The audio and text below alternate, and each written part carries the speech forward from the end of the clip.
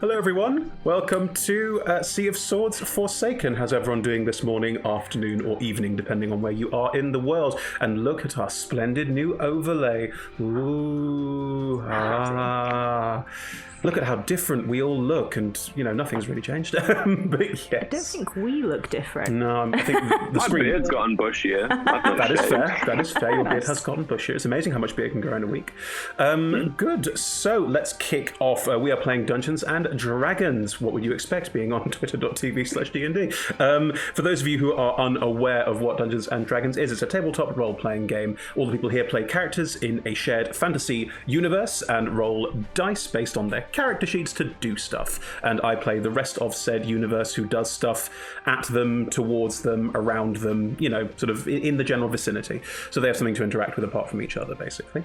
20-sided dice are the dice du jour, and 20s are good and 1s are bad. So feel free to boo and or cheer depending on what's going on in the story at the moment. And speaking of the story at the moment, shock, horror, mystery, intrigue, interviews, job interviews, pancakes. That's what we're doing with right now. That's how we're going. So let's go around the room and please give your name. I invite you to give your name, your pronouns, your character's name, their pronouns, and maybe a sentence about how you're doing right now in terms of the plot. I'll start. So, hi, my name's Shamini. I use she, her pronouns. I'm playing Captain Cal Arnold, who also uses she, her pronouns. She is a lady with like tanned hair, golden freckles, cool headband, awesome feather in her sort of bluish dark hair, and at her waist a red scarf with tiny white shells, cutlass, and a chakram, and big piratey boots. She's not a pirate. Which it looks like a pirate. She's very cool. Talks like a pirate. Really likes rum. Yeah, I know. And she is about to, at this point in the story, disrupt a bunch of job interviews, because having sent people out to get new crew, there has been a change of plan due to a deity telling her she needs to go into a really dangerous situation, which I don't think all of these new hires are going to be particularly keen on when they find out. So things are going to get a bit awkward. We'll see how it goes. Thank you, Shamini. Hi, I'm Emma. I'm genderfluid, so I'll define my pronouns when people need to use them.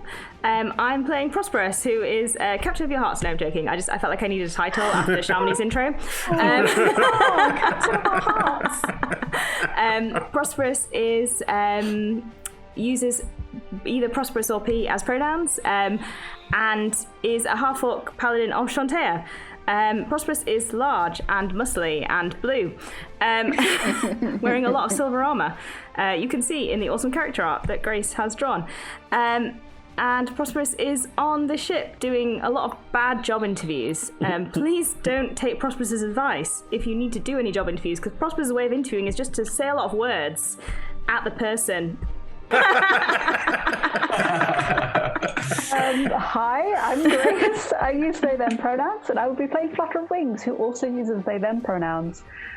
Flutter is a small sort of caracal-style tabaxi wearing a very cool blue cropped leather jacket that sort of makes them look like they might be in more than one place at the same time. And they're on the blue bottle on the way back to Waterdeep, but have somehow ended up back in Utheral, which is where they just came from. So it's all not going very well so far. Somehow. Yeah, at the beginning of the last episode, Flutter told the rest of the crew about the sort of city of obsidian that they saw in the middle of the magical storm, much to Prosperous and Milk's displeasure by the sound of it, and then had a conversation with Cal, and it looks like maybe Flutter might have to find a different way home. Sorry. Something well. Thank you, Grace. Hi, I'm Red. I'll be playing Milk, who uses he, him pronouns. As much described, there was a lot of job interviewing went on in the last episode. I love a bit of administration in D&D. Milk is the silver-skinned, brass-tongued Essex spy for the Arcane Brotherhood. Such a good line. Thank you. So I'd use it. You wrote it. So having fled, Milk is enjoying letting his hair down, not that he has any, and sort of relaxing into the sort of nautical lifestyle, which has so far involved various bits of soaking up local flavour. He's been connecting with his demonic heritage, which he's quite enjoying, finding a deep spiritual part of himself, which is good, and definitely not recruiting people for a cult. Definitely not doing that. It's all good. You legit asked. You asked if would you be interested in joining a new cult, and the person in response to that went, no. So, Sure. But that's, Thank you, Red. It's not a thing.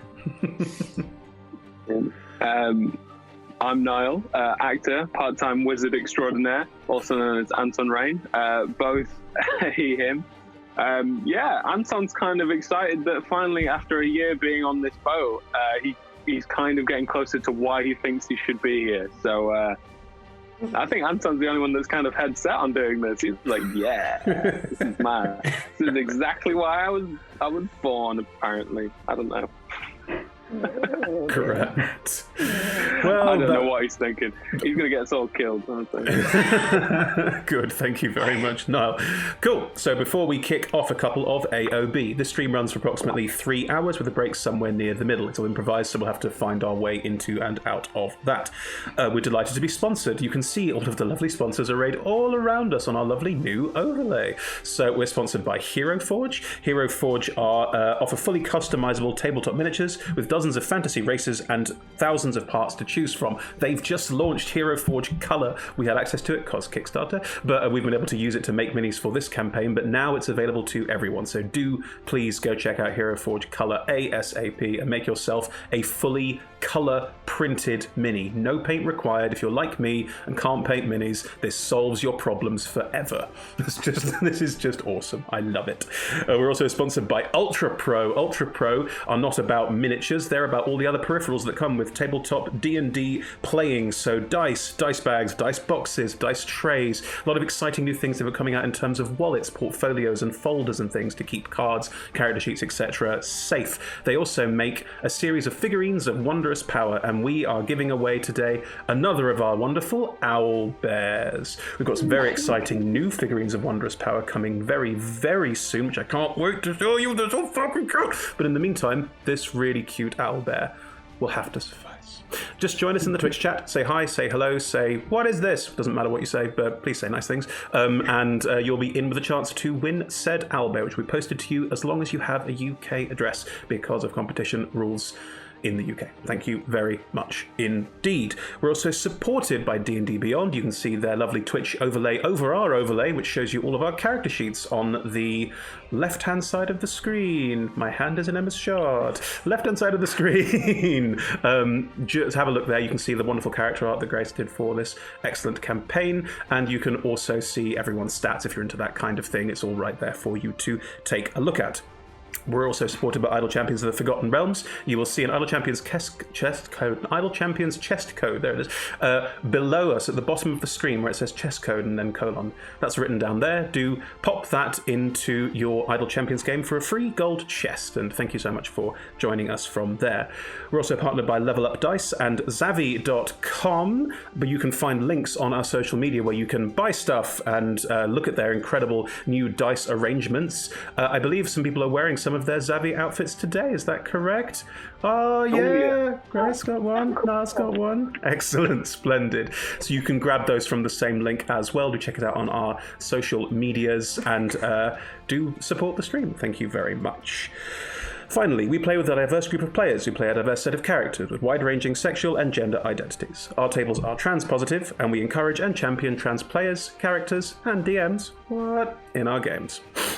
The DMing players may portray characters that are of a different gender to their own, and while we aim to avoid misgendering, we do acknowledge it sometimes happens and have a company policy on misgendering should the situation arise.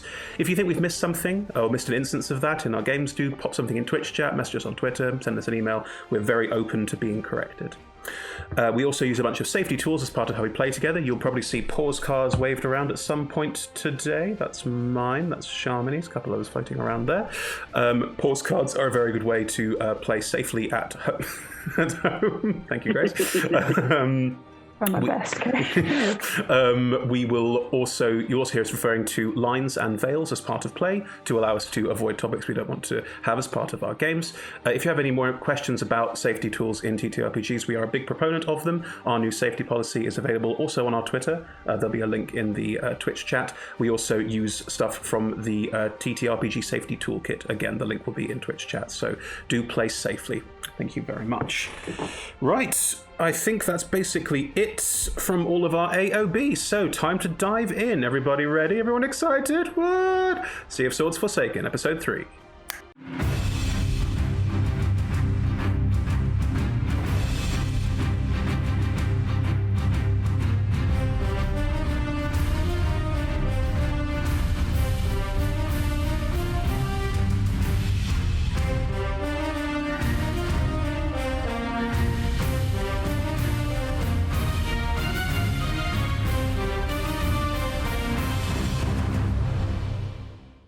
So, we're still on Utheral, in the city of Vilkstead.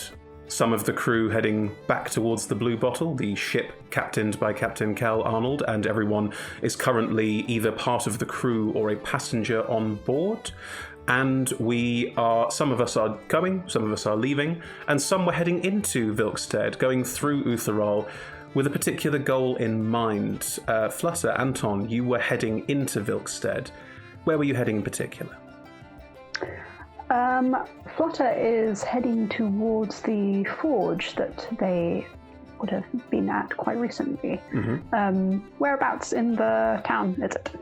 Well, the forge that you spent a bit of time at recently is just outside of town. That's not surprising. No. You're, the person you were staying with, who I don't want to spoil too much who that is before we see them, is not particularly people-friendly and likes to spend a lot of time by herself, so she is very much outside town, at the very outskirts.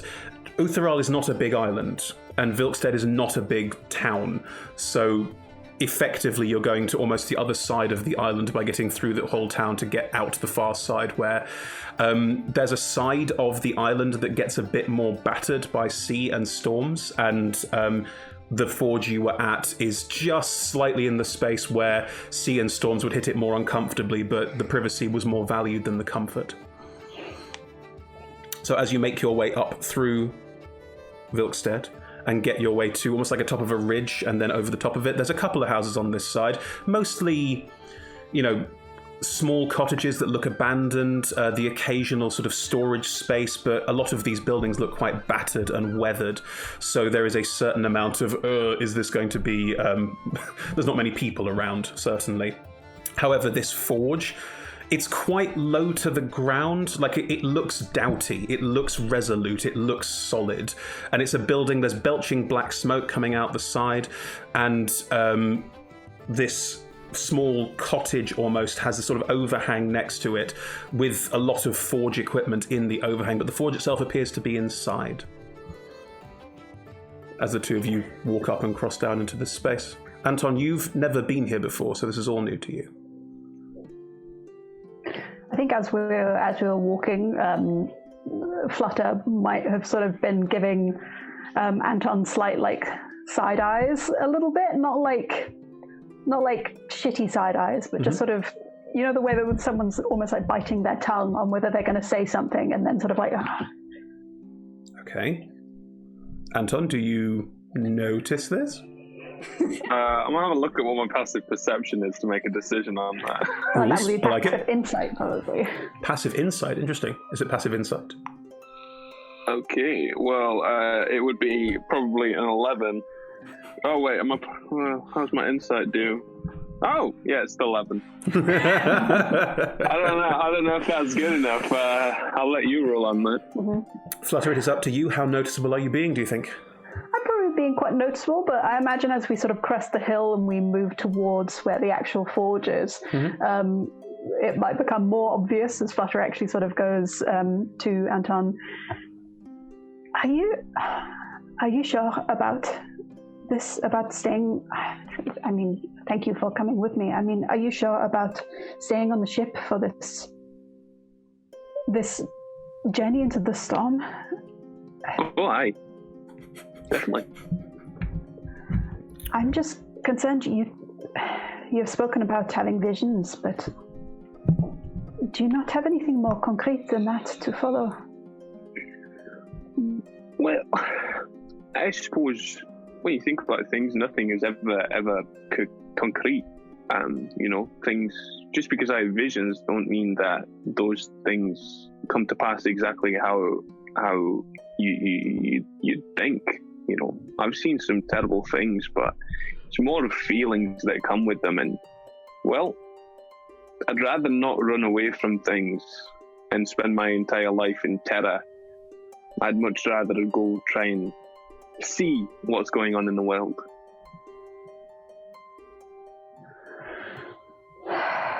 I suppose that makes a lot of sense. I'm concerned that you are following the sort of ephemeral, that's hard to say in a French accent,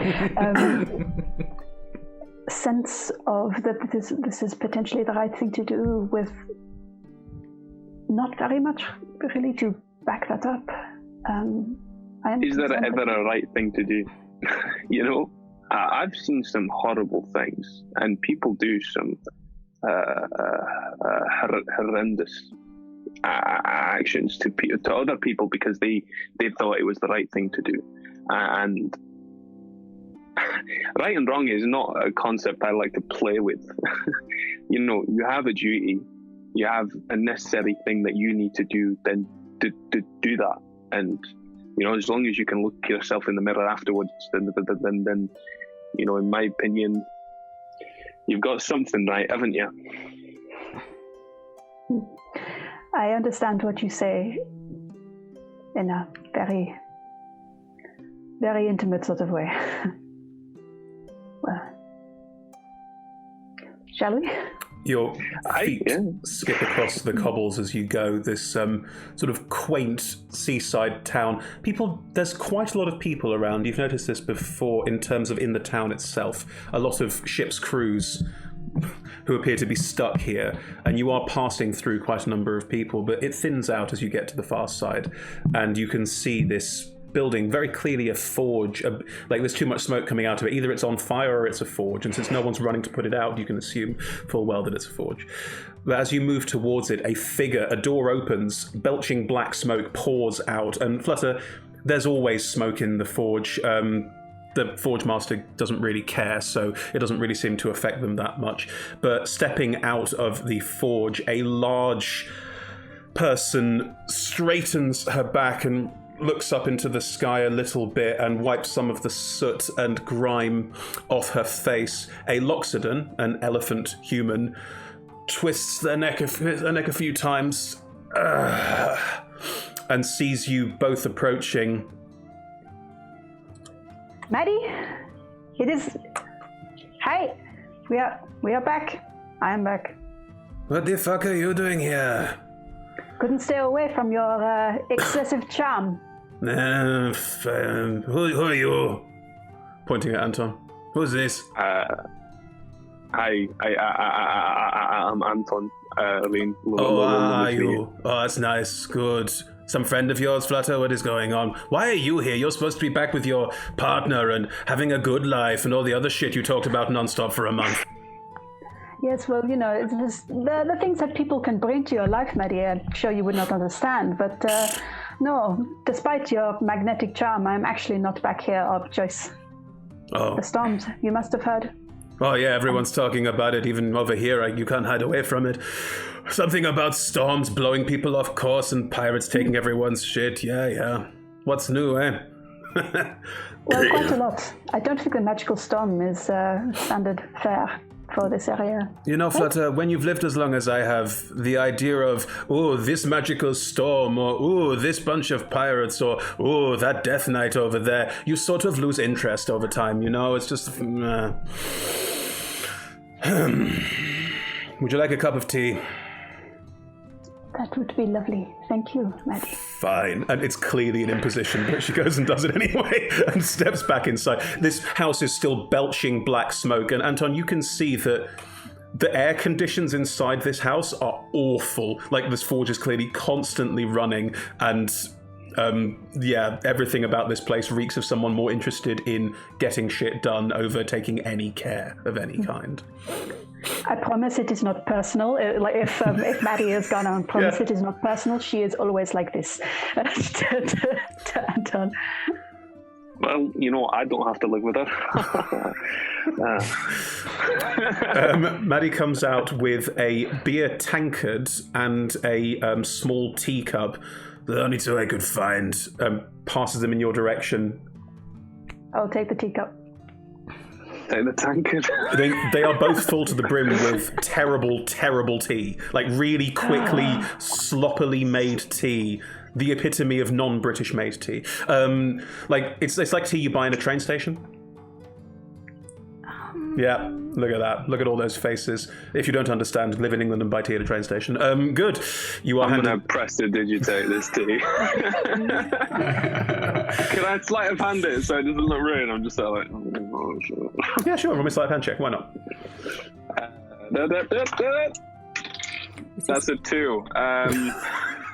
You could be inciting an international incident, Chris, because the British ambassador and the American ambassador did have a fight on Twitter about tea. Did they? Making tea, yes. Wow. So. I am very comfortable inciting international incidents. That's fine by me. I'm not English. Okay. We always get them. But I'm looking first. That's what I always say. Maddie notices you. Joking. Maddie notices you prestidigitating the tea, but says nothing and doesn't care. I'm gonna openly do it in front of her. She doesn't even react. It's just, it's terrible tea. Yeah, I'm not even gonna take a sip first. I'm just immediately gonna do like bits over the top and just like sort of a slight blue shimmer dances over the top of the tea, and then like meeting her eye, I'm gonna take a sip of it. She just looks at you. Is there anything I can do for you? I suppose you are here to reminisce about less than 2 months ago? Yeah, it's been lovely. What a time it was. I figured you would not have spoken to anyone else since I was last here, and thought that I would make sure that you remembered how to talk. I talk to people. Name 2 of them. Who are not Anton and I. There's the, the person who where I buy the food. What's that called? Shop? Yeah, the person in the shop. He's really nice. He's really pleasant, and he likes me, and I like him. And his name is?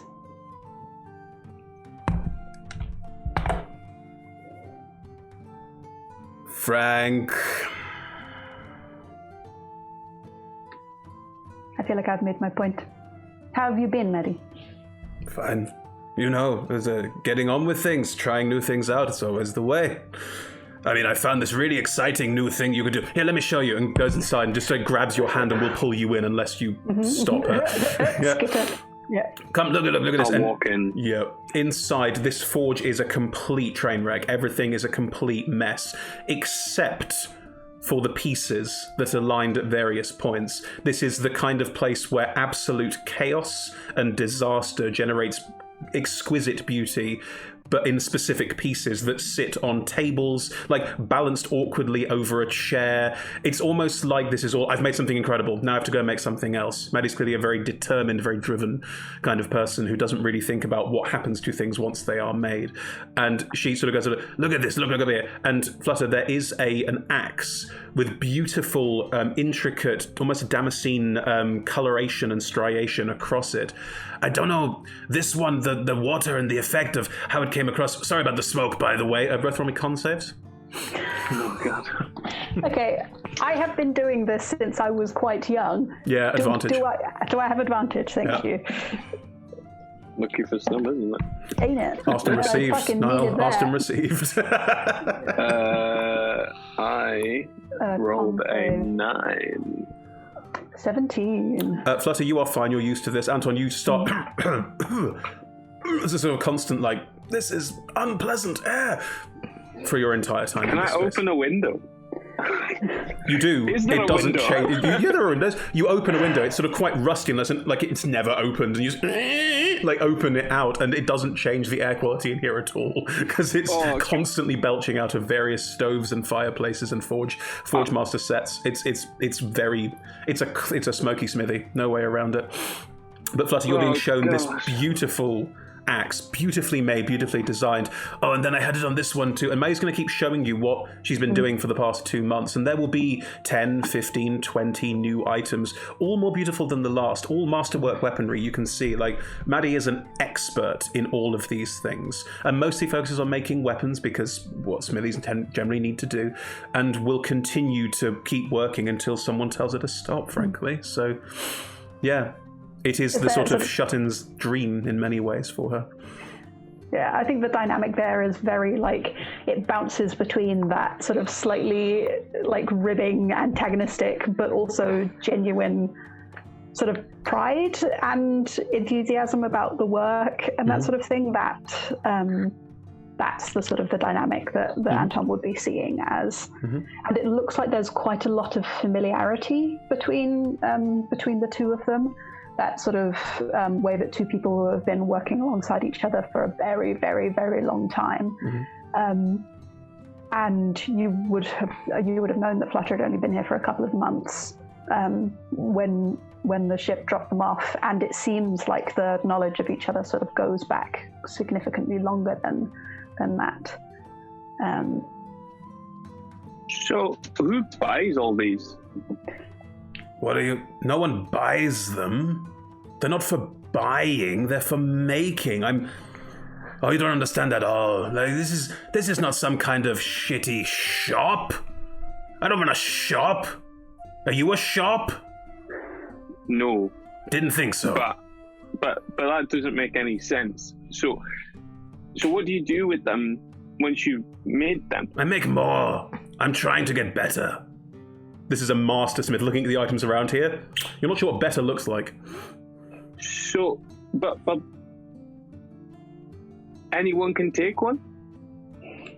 Don't take them, they're mine. I've worked really hard on all of them.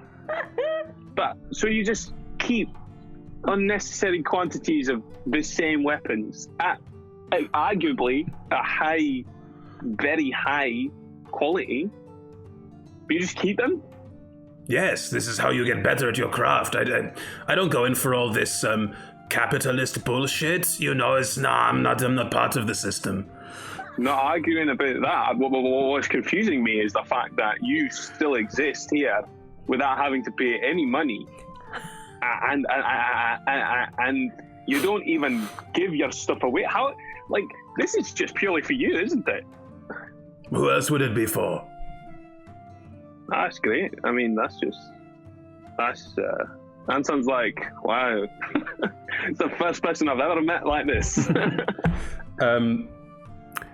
She looks at you with slightly narrowed eyes and, yeah, you get it. Yeah, you get it. You do, you get it. I understand you. You understand me. Flutter, but you. Maddie, if you sold this stuff, you would have more space. That's a really good point, actually. Lying around here. That is a really good point. I should probably consider selling some stuff. You're right. And also think of the materials you could buy. It's a good point as well, actually. I'll talk to that. You would not have to melt down your old stuff to keep making new stuff. Yeah, I'll talk to that. What's that guy called? The guy who was here when you were here. I'll talk to him about the purchase order. Gets frustrated. Hey, Anton, is there anything that you take an eye to? But I thought none of this was for sale. I'm sure it could be. But do they looking? You could practice, Maddie. Well, Anton's going to pull out his rapier. It's a really standard. It's not great. It's just a rapier, and he's just going to be like, I mean, I imagine this is pretty insulting, showing you this, but... Maddie walks over to you and snatches out your hands and goes, "What is this piece of shit? What is it? Who gave you this? Look at it, it's... tosses it over her shoulder. Wait a minute. Goes and jigs through a couple of things and comes back. See, Flutter has made something remarkable, but that is Flutter's weapon. But this is different. And pulls out a the rapier where it's so thin the whole way down that it almost is invisible. So thin and beautifully made is it. It's almost got like the sort of... It's almost like glass, considering how thin and how beautifully designed it is.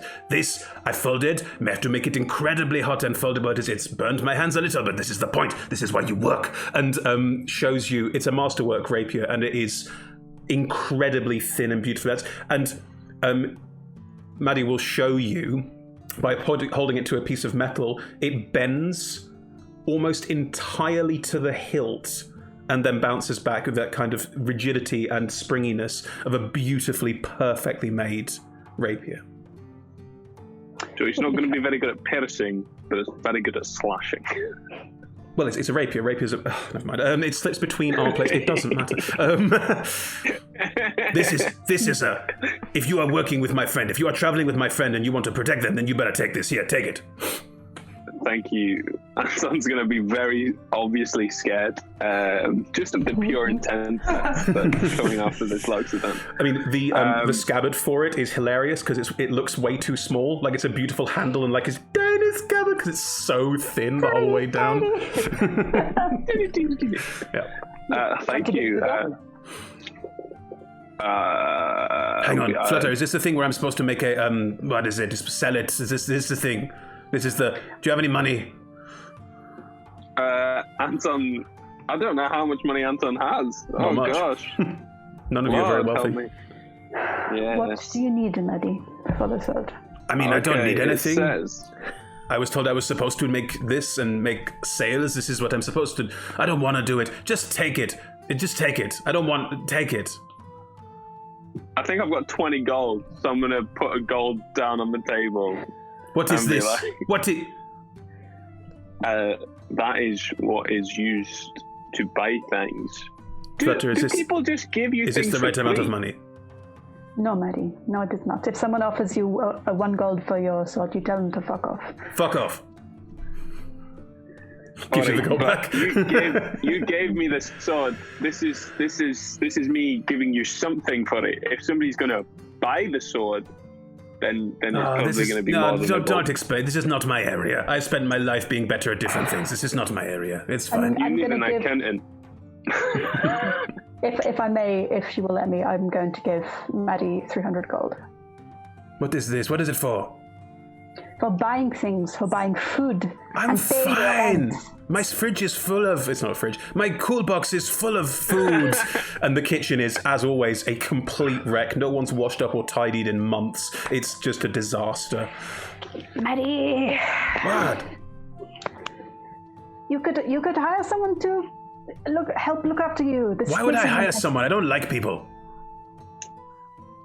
Apart from Frank. Yes, Frank is... Who's Frank? I've taken the money off of my sheet. Okay. You can leave it in a pile on the table. If you put the money down on the table, you do note amongst all of the various detritus and crap, there is a letter, a note on the table that you recognize. You probably dropped it while you were here. It's one of yours from your partner that you probably dropped while you were here. It's just sat on the table. I'm just gonna pick that up and unfold that. Okay. It says, "Don't worry, I'm still in Waterdeep. I'll be there when you get back. Stop reading messages from someone who isn't there and isn't going anywhere, and climb a mountain or forge a megasword or that kind of thing. Kiss, kiss."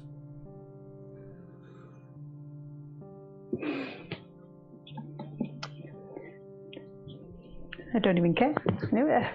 Just that sort of dumb, slightly dreamy sort of smile, and then it's Maddie, I've had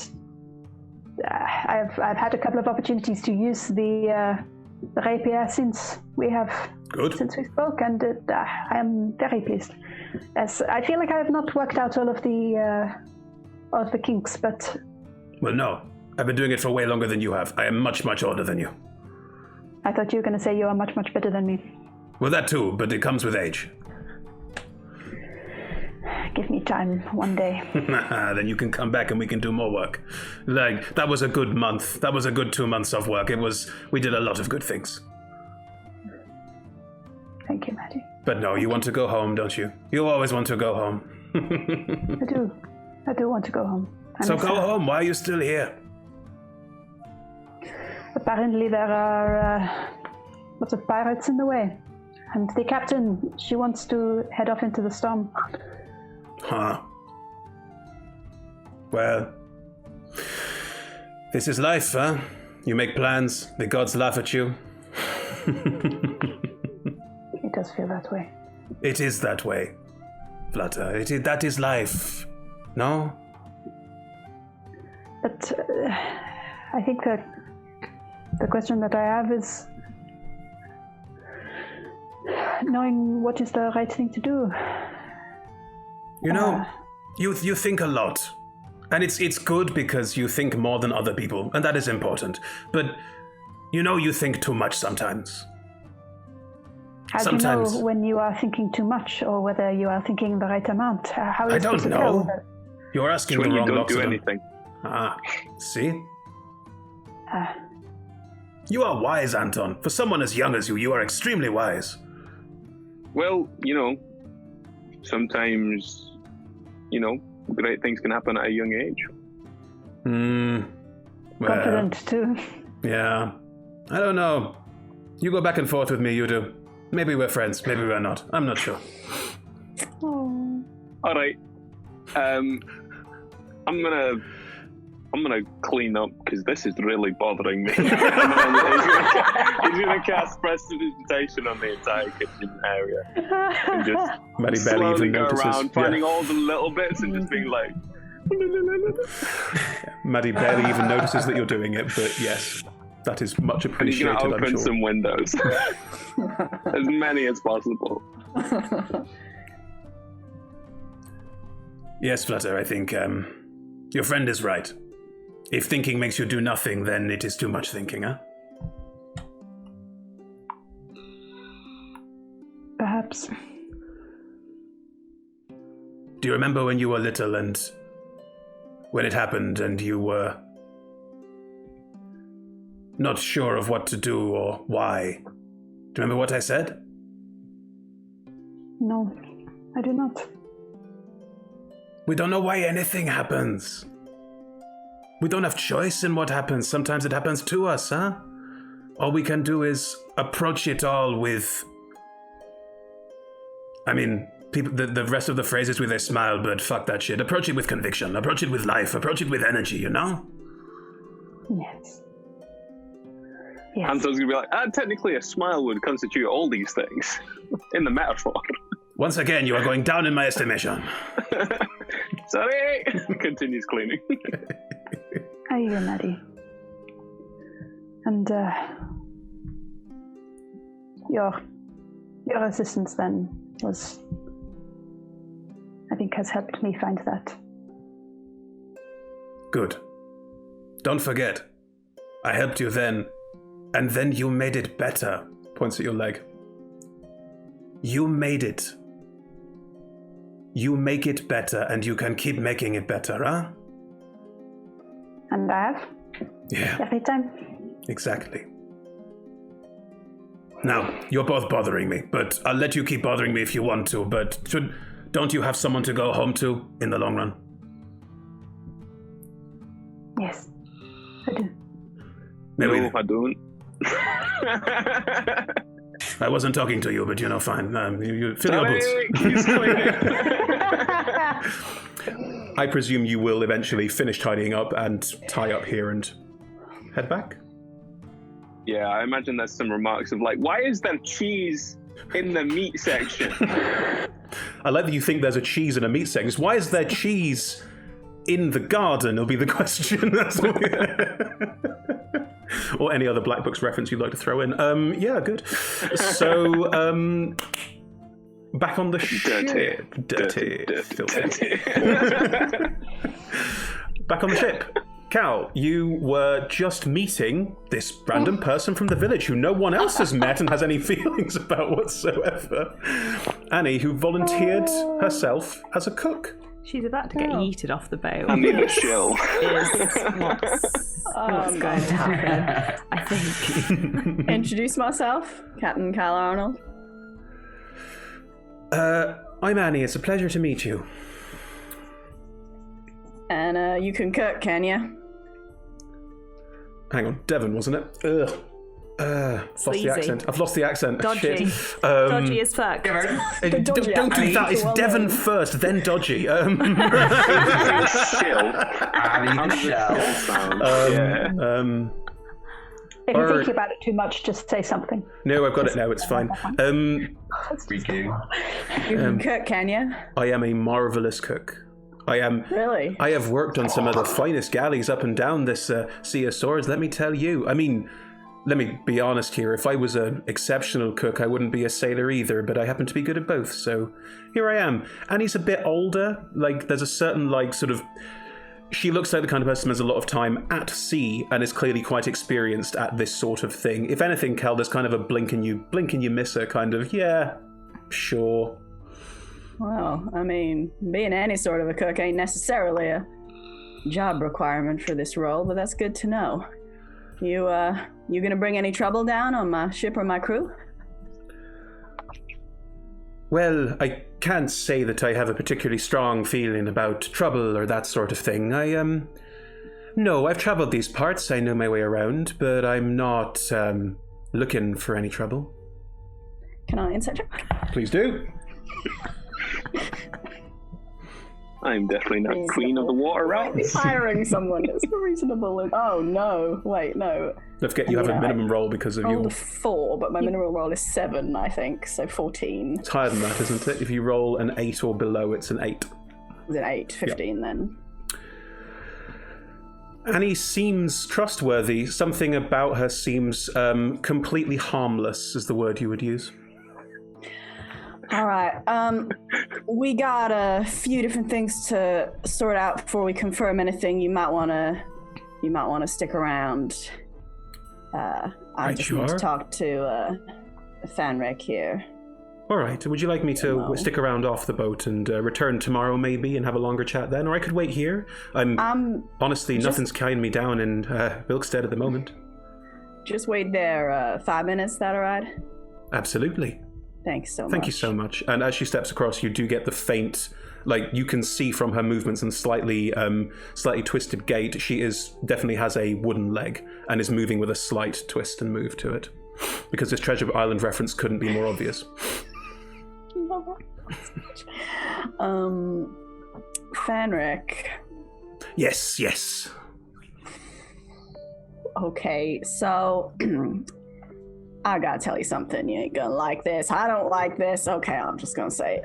Well, you've never really said anything I have disliked to the level of which of being upset or unnerved. You're not really that kind of person, really. So the fact that you're Well, preempting this makes me quite concerned, honestly. Let me try. Yeah, first time Alright. for everything. Alright. Okay, so we got a new plan for good. the blue bottle. We are we're gonna go sail into that storm that we met. Yeah, go find that. Sail into it. Right. Yep. So, before we do that, I was thinking we might want to give give the crew the opportunity to disembark should they so choose. This will be a optional Well, mission. that seems appropriate and very good of you, Captain. Yeah. Would I be overstepping bounds if I asked why? Well, it's kind of hard to explain. I ain't gonna explain it to everyone. Is it like the last time it was kind of hard to explain? What happened the last time? It was kind of hard to explain. You've had, I mean, let's face it, Charmony, Really? you're a cleric as well. Like, in you that have had case- moments in the past where you've asked the Okay, crew to okay. do slightly peculiar things because of demands from your god. Everybody, jump on one foot. Nothing that peculiar. Normally go there instead of there, or we're breaking a contract to go and do something. And it's never been anything too perilous, never been anything too it's been like odd, and the crews are going, we don't understand why we're doing this, but also you're very protective of them, and they all respect that. So the one or two who did leave every single time have been the others. It's reinforcing the others the belief that you sometimes have strange things you want to do, but you're almost always right about it. So convinced. Might not be right about it. No, that's your hang up, not theirs. Something like that, but worse. Well, it sounds treacherous and terrifying and exactly the kind of daring do that I signed up to be a pirate because of. Not a pirate, sorry. Anyway. Well, not now, not anymore anyway, right? Let's talk to the crew, shall we? Harlak's still working on the damage, but it looks like it's going to be tip-top and ship-shape relatively soon. Can I just want to check, can we afford to, we're going to be leaving I imagine leaving a bunch of people here. Can we afford to pay them a couple of weeks' wages? Well, it'll probably drain the coffers to a certain extent, but we'll make it work, Captain. We'll make it work. Right. Okay. Be good to tell him that. All right. I'm going to go ahead and gather everyone around if that. If you go and stand on the, I've done this again. What's the rear deck called where your ship's wheel is? Is it the quarterdeck? I think it's the quarterdeck. It's the quarterdeck. It's the quarterdeck. You go and stand up on top of the quarterdeck, and there are steps up onto the quarterdeck that you can. So you're a slight rise above everyone else. You can like stand above and deliver relatively easily.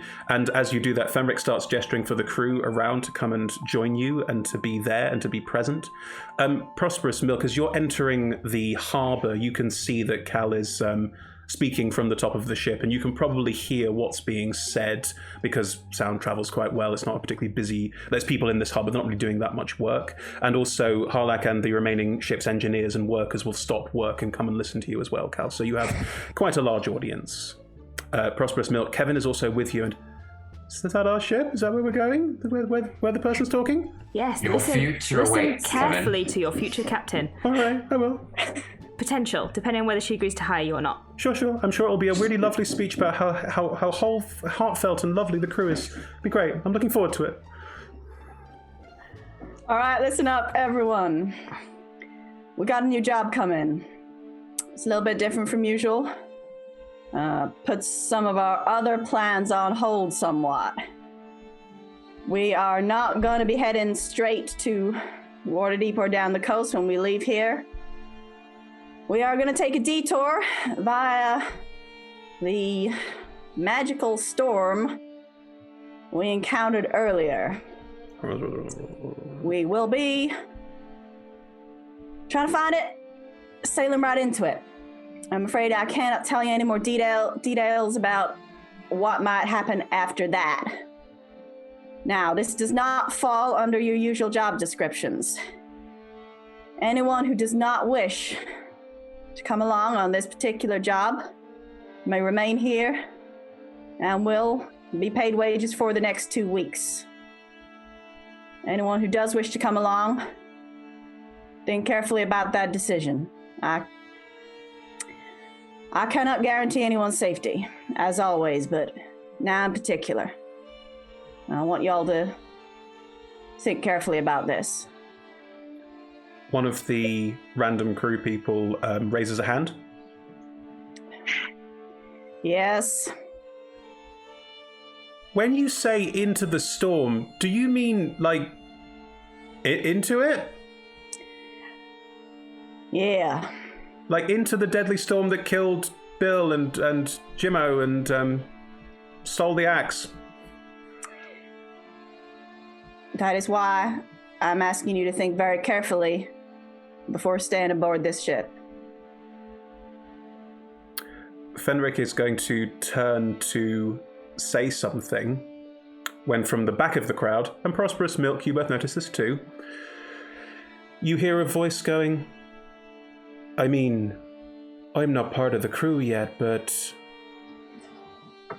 if I may say something. If you must. It's a totally different accent. Is it? God damn it! It's West Country. I'm not part of the crew, but I'm trying to. I'm sorry. I'm sorry. I'm not part of the crew yet, but if I could say something. Yeah, if you must. Keep it short. I'm a big believer in following a captain's word and the offer of 2 weeks' pay because of hardship is something that most people wouldn't offer. It's a generous offer. But I think that speaks to your candor as someone who I've only just met and someone who is honest and cares about the people under their command and the kind of person who wouldn't put them willfully in harm's way. So, I mean, I'm not a crew member yet, but I'm in if you want me. You get advantage on the charisma check you need to make to get the crew on side.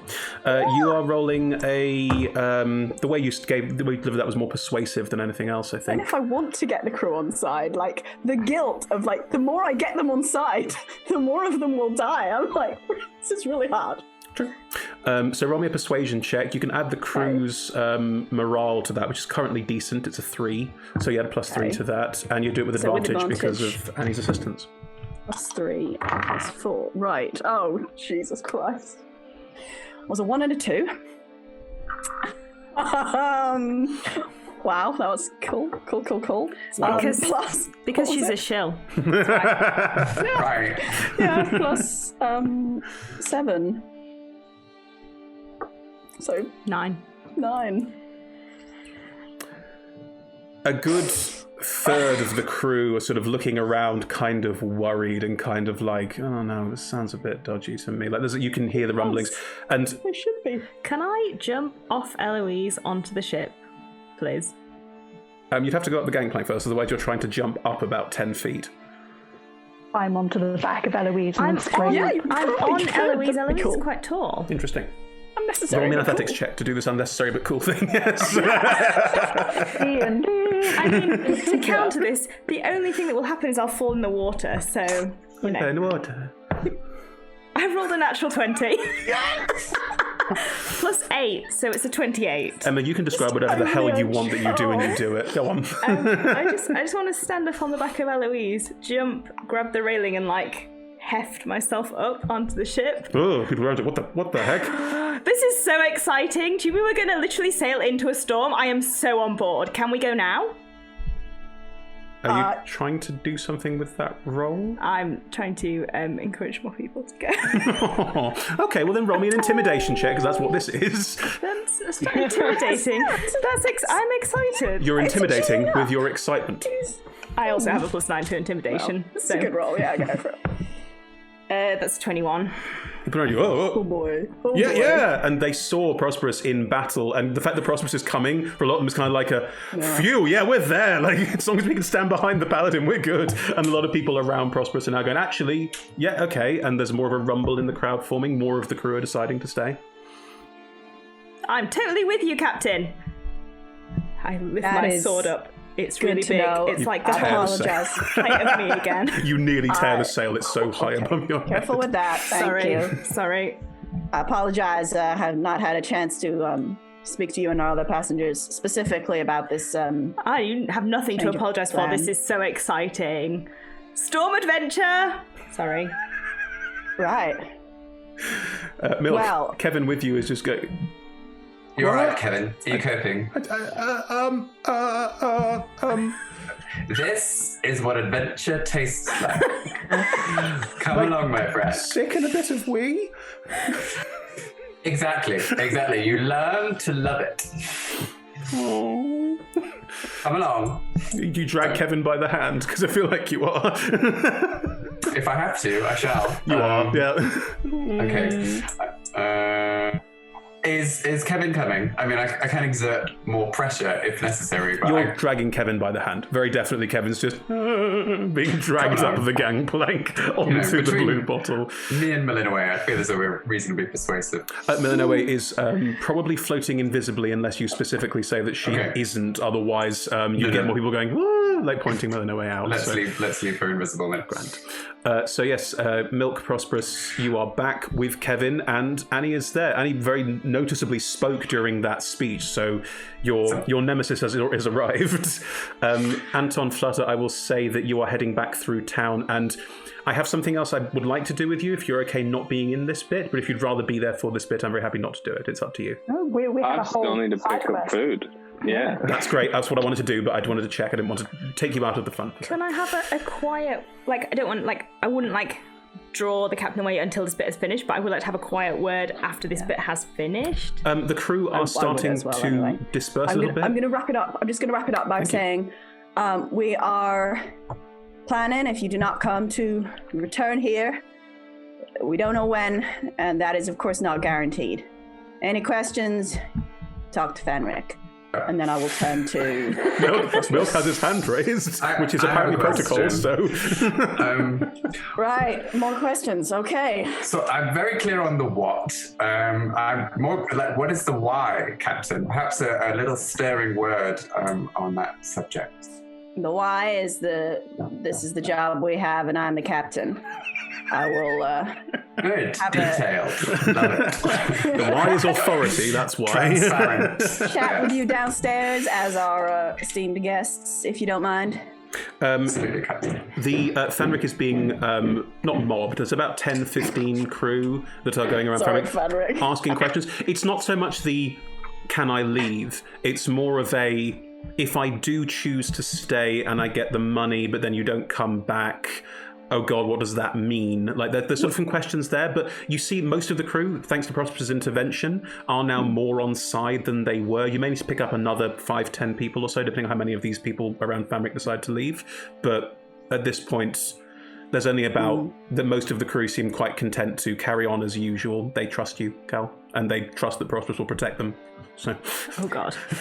To clarify, sorry, the money I was offering is not danger pay. It's if people choose not to come, they will still get paid for the next 2 weeks, yeah? Yeah, okay, that's fine. Cool. I might also actually just tell Fenric if we lose a lot of crew, we need to fill it up, put the word round, make it very clear what we're going into. I'll find some people who are comfortable sailing into storms, Captain, no problem. Okay. Milk, maybe leave your friend watching our new friend. Not Kevin, the other one. Yes, got ya. Have you? I don't. So I'll just psychically mention to Millinaway that the shill is here. The shill is here. Must have eyes on the shill at all times. I will have eyes on the shill at all times. Milk, who is the shill? The shill is that one over there. The one with the fluid accent.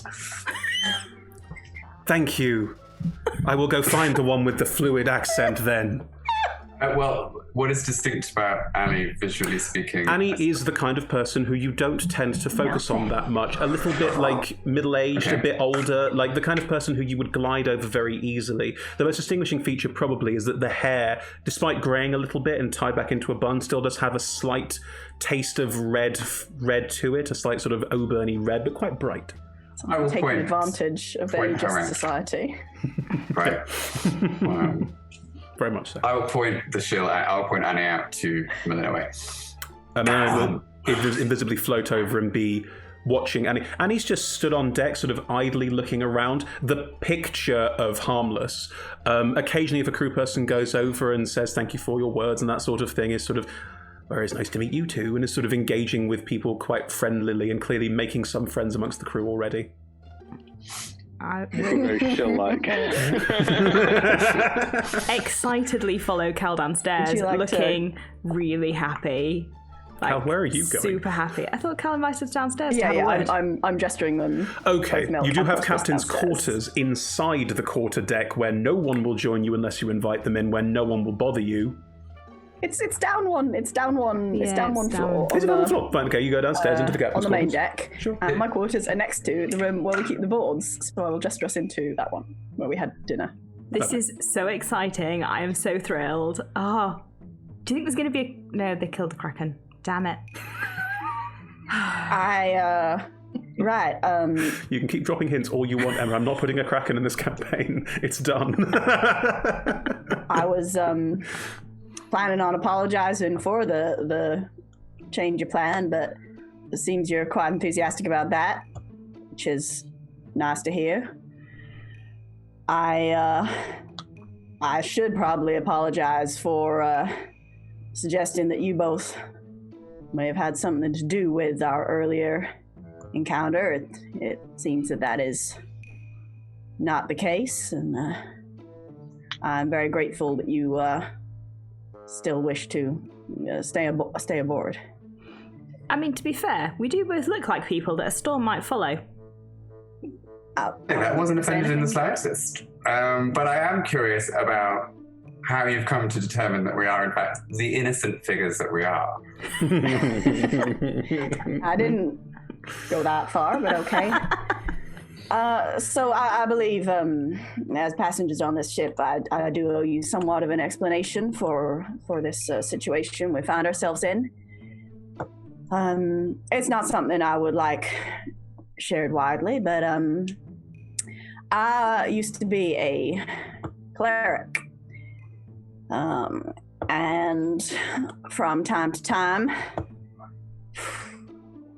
instructions are provided from on high, and I have something of an obligation to follow them. I'm afraid I don't actually know why or what we can do in this storm other than to get ripped to pieces. I'm told it's for some greater good, but I have to emphasize I can't make any promises. The greater good may be we all die, end up at the bottom of the ocean. That's the way that goes. You can't tell. As someone who has similarly suffered at the whims of powerful, mysterious beings, I offer you my advice. Get rid as soon as possible.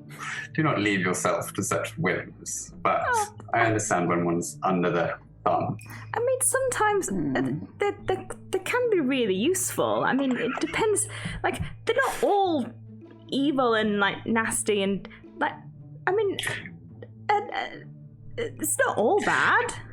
They all want to dictate what we do. That's Look not at what's true. happening to Captain Cal here. We're being sent to certain I've never been told what death. to do.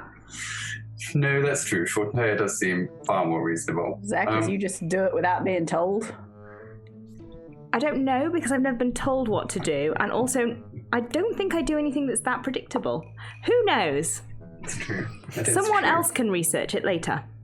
Well, if it comes to a point where getting rid seems like the sensible option to keep people safe, I assure you I am bearing that in mind. However, for now I have decided to take the job, and you are both very, very welcome to come aboard with us. I feel I must, if you will be joining us and putting your skills to use, I must, and she takes out the coin purse that Milk had given her, return this. Oh, gosh. Yoink. Speaking of jobs, the shill. Oh. Well, first, allow us to introduce your new chef, Kevin. The whole time! You brought Kevin! Of course. I've been meeting. Of course. Oh, boy. Kevin, He doesn't look much, Nice to but... meet you. I don't want to come. Yes, you do, Kevin. I really don't. Oh, if you don't want to come, Kevin, you really don't have to come. It's not true at all. You do have to come. But This there is your storms. adventure. No, look, Kevin does not. Kevin, you can stay. But you all seem to have really, really powerful people who either want you to do horrible things or you just do things and it seems to be fine. And I'm a bit out of my depth. Who is this person? And why are they here? This is Kevin. This is your new chef. I can't cook. You can, Kevin. You just need a little bit more confidence in yourself. Oh. Stand up straight. It's the world. I really don't think we should force Kevin to come if Kevin doesn't want to come. However, I do think you should probably not hire the person who was on the deck of your ship because she seems really janky. That's also true. Janky. The lady who gave the nice speech? Yeah, clearly a shill. What? A shill for who? What are you talking about? For someone else. They clearly have an herself. agenda. Yes. That speech, you could tell just from the speech alone, Captain. That was clearly the work of a shill. It was an annoyingly good speech. Exactly. I must say. Annoyingly good. Speeches aren't my forte, you know. It's just not one of my interests. It's not that. Look, she was more dodgy than Milk, and like, you can't be more dodgy than Milk. It's not acceptable. No, that job is taken. When you came aboard, Milk, I asked you if you or your floaty friend, wherever they are, were gonna bring trouble on us, and you told me no. When I And have I? that. So far, all I've brought you is an underqualified but enthusiastic chef. Not enthusiastic. Enthusiastic. I asked our new friend upstairs the same question, and I believe her when she says no. She. So far, Kevin was the only person who was willing to tell us the truth. So there's. I'm regretting that decision immensely. I don't judge people on what they've done or what they want to keep to themselves, but Kevin, if well, let's start at the beginning. Would you like a job as a cook on this ship, Kevin? I'm just going to cast a suggestion on Kevin. No. I want Kevin to come. Will we not notice that? Can you stealth cast it? I don't think. Am I going to stealth cast it? I'm just I going to mean, cast we're it. not in combat, so you can roll a sleight of hand check to hide the fact that you're casting a Yeah. spell. In combat, you Okay. can't. Like, that's... Oh. Oh, that's not good though. That's a 5. We're all rolling really bad today. Right. Milk really noticeably casts a spell on Kevin. What are you doing? I really feel that this is what Kevin really wants for themselves. Kevin So rolls a just, 4 on the saving throw. What does Kevin say? Kevin doesn't say anything. Kevin's looking at Milk with a... Kevin, I think if you look really deep inside yourself, you will find that a life of adventure and chefing on this ship is in fact what you really want. Give it a try. See how it goes. I'd like to give it a try. Let's give him a little opportunity to see if he takes to it. No, but We all have first day nerves, Prosperous. no, this is not acceptable. No. Right, by the time we leave this ship, by the time we leave this port, we will ask Kevin again whether he would like to come along with us or not. In approximately 8 hours. Suggestion lost 8 hours. Yes. Damn it, Red. God damn it, Red. It's Red's fault. Don't point this at me. Yeah, we might not be here in 8 hours, actually. I don't know how long it's going to take. Oh no, he's sorry. He's within 10 feet of me. He can't be charmed. What? Oh my gosh. Only if you declare him an ally. Yes, he is one of my allies. You've declared it now. Cast it, you could Can Yeah, you, but, like, does your effect, because the allyship yeah, of someone can it- can change, obviously. So Yeah, can it start talk to me from about your now? aura, because it could start from now. I'd be very comfortable saying it could start Anyone from now. within 10 feet of me cannot be charmed. Is that anyone you declare an ally or anyone point blank? No, anyone who is an ally. Okay, so if you now decide Kevin's an ally, Kevin can shake and go, I don't want to give it a try. Okay, bye Kevin. Off you go. Leave now. Bye Kevin. Nice to meet I'm going to you. go now. Yeah. Thank you for coming. Right. That was your only candidate. The good news is, I've just proven to you, we think that Annie is dodgier than Milk, and look how dodgy Milk can be. You really just spoiled a human's opportunity to really discover themselves, Prosperous. I just think I'm you've really sorry. misread that whole situation. My job is to protect people, and sometimes that's going to involve protecting them from you. Right. Fine. As far as I can tell, I potentially have 2 extremely dodgy people aboard my ship. Now, Prosperous and the shell, I know. It's a nightmare. Absolute nightmare. this is something that I will keep an eye on, and I thank you, Prosperous, for bringing both of these to my attention. Wow. However, they have both assured me that they will not be putting my crew in danger, and to be honest, if they manage to put my crew in more danger than I am, I will be impressed. Would you And be we need a cook. terribly upset if I... Yes, the answer to that is going to be yes. I will not ask you. Sorry. Impulsive. I was going to be impulsive. I will not be impulsive. I will rein myself in. You've made a decision. I will stand by it. The DM is disappointed. All right then. I think that's all. We will be heading off. We'll be heading into a storm. I believe you know everything you need to know, and I was again not going to apologize, but I'm glad to see your enthusiasm. Great. I'll go maybe see if I can help with the repairs. I appreciate as well, Prosperous, you still being willing to come along on a ship run by Captain Grumpy Lady. It's good to have you.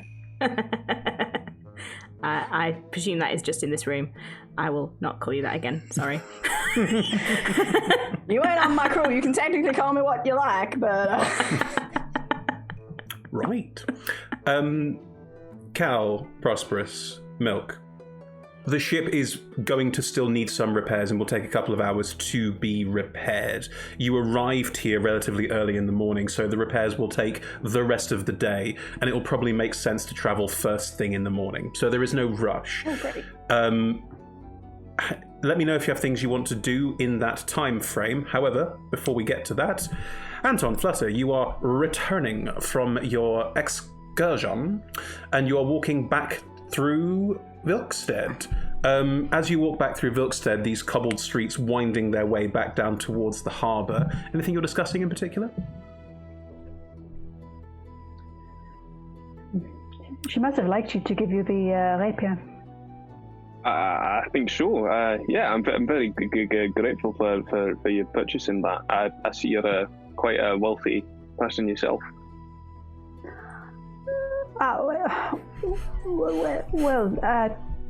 It's more so than some others, you could say. That's sweet. I mean, I remember you saying you had a blacksmithery, so I imagined you had some money. Yes. Unless it came from somewhere else, he says. Wow. Wow. Well, no. Roll a deception check on that really bad lie. Jeez. Excuse me, I'm a bard. I mean, Flutter and Milk sugar daddies, not so different. Wow. Excuse me, our sugar daddies are on different sides of the blood war. Wow.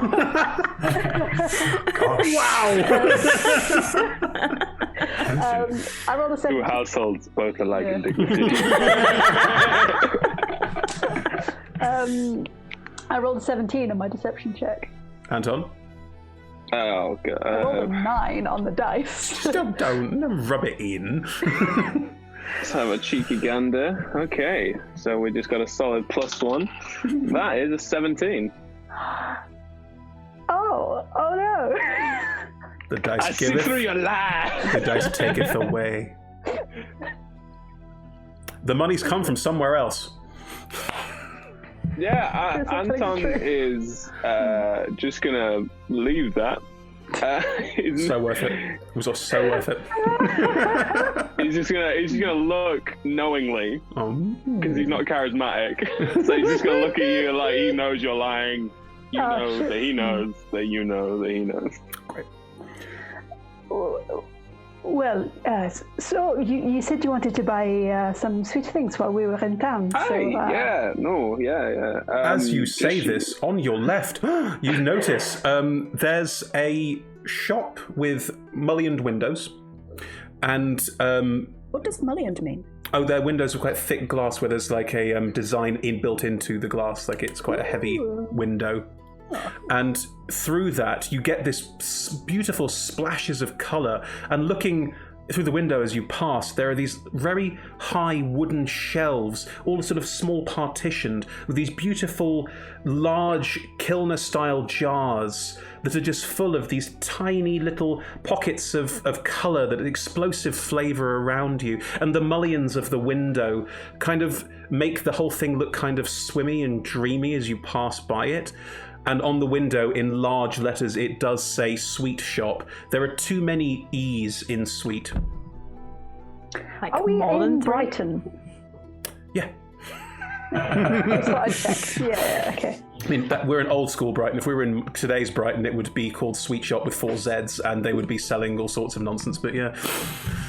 True, there's definitely ye olde sweet shop. Yeah, there's in two Brighton. very different sides to Brighton. But yes, as you walk past it, there is a door on one side, and some kids come running out, and the door swings, and this very cheery bell rings as they all go running, happily shouting into the streets. Well, this one, I mean, this looks like the place, no? Nah, this feels like something set up for something. I keep walking.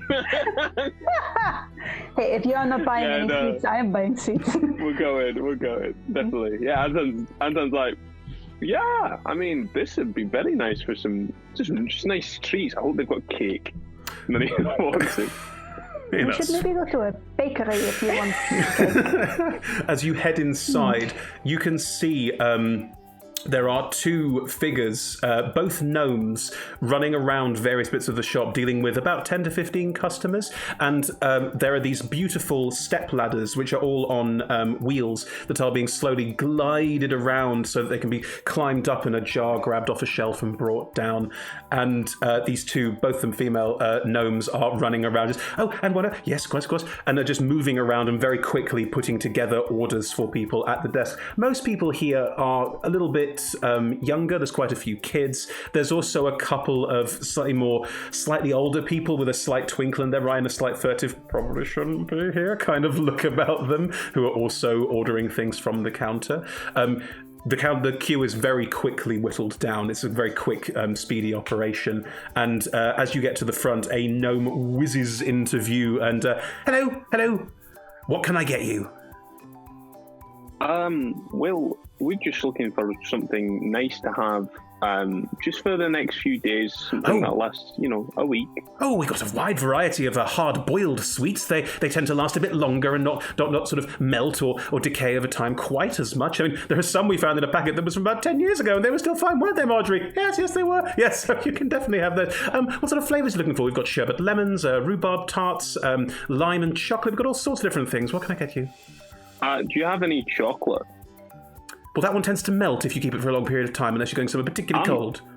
I like melty chocolate. I like cold chocolate. Well, in which case, we have I'll have chocolate. a wide variety of chocolates. We've got sort of a milky one and a darker one. Ooh, we've got some with extra flavours in, so some ginger or some chili and that sort of thing, if that sort of thing floats your boat.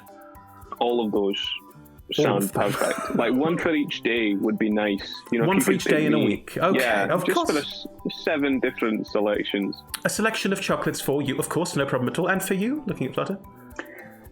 Do you sell humbugs? We do, of course we do. What flavour? Well, mint humbugs. Classic Please. mint, no problem. We've also got passion fruit, or there are some of these very new ones. The humbugs are specifically mint, aren't they? You can get fruity humbugs that are still minty these days, yeah. Also, if I could get some, maybe 3 bags of boiled sweets. Just a random selection. Less about the flavor, but some that are teal, some that are sort of a bright yellow color, and then some that are red, please. Oh, colour coordinate. Of course I can, no problem at all. It's absolutely fine. I'm very happy to help. Looks over the 2 of you and sort of leans forward slightly, and you 2 look like you're more of the sort of adventuring type. Would that be correct? Well, we have just sailed in from a magical storm. Well, it says it all, doesn't it? Are you looking for something a little more magical? Do you sell magic sweets? Under the counter. Anton looks under the counter. It's a metaphor, darling. Metaphor. Oh, never mind. Oh, he's gone. He's back. Sorry. I mean, what have you got? Oh, a humongous variety of different things that we're very happy to share out with. They are. We do need. It's very expensive to get them all sorted, you see, and we don't like to tell everyone about it. So, a bit quite pricey. If you could tell me what sort of budget we're working towards, I might be able to assist you with this. We should be okay. Thank you. Anton looks at Flut and is like, thank you.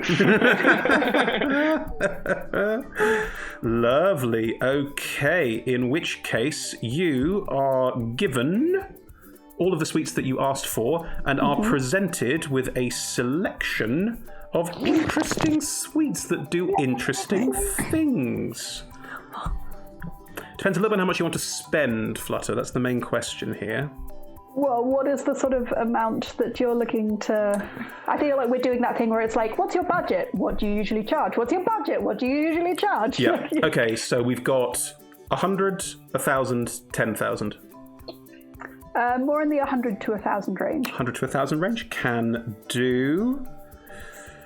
A lot of money on sweets. Is that gold? It's gold. Anton's really like, whoa. A lot of money on sweets.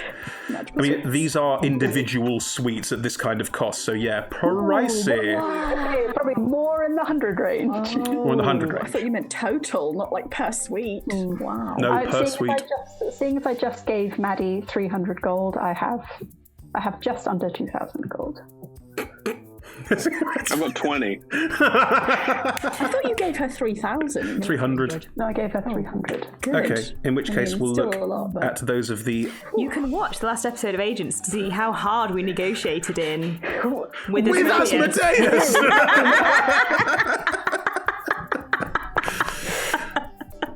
Okay, the options you are given. There is a very strong mint that you are reliably told contains a mote of elemental air. I won't tell you what they are until you board. Is that what the gnome says? Yes, contained within is a mote of elemental air, and this one contains a mote of the plains of fire. And this one is very sharp, almost like it's a very, very, very sharp lemon, but it sort of infuses you with the ability to avoid some of that sharpness, if you will. And this one's my favorite, and pulls out it's a tiny jelly bean, and it's speckled in a very strange way. This one, well, let's just say, want to be eating this bean, you can decide whether you want to be a bit bigger or a little bit smaller. Oh, we don't need that one. Why do we not need that one? I can do that. Oh, I mean, I wouldn't mind. I'm intrigued by the mote of elemental magic. How much are we talking for each of these sweets? Well, we've got 5 of each of the elemental air and elemental fire ones, and they'd be 100 gold apiece. And so what about this sharpness sweet? That's also about 100. This is a bit more, about 125 gold apiece, and we've got about 5 of those as well. Shall we take maybe 2 of each?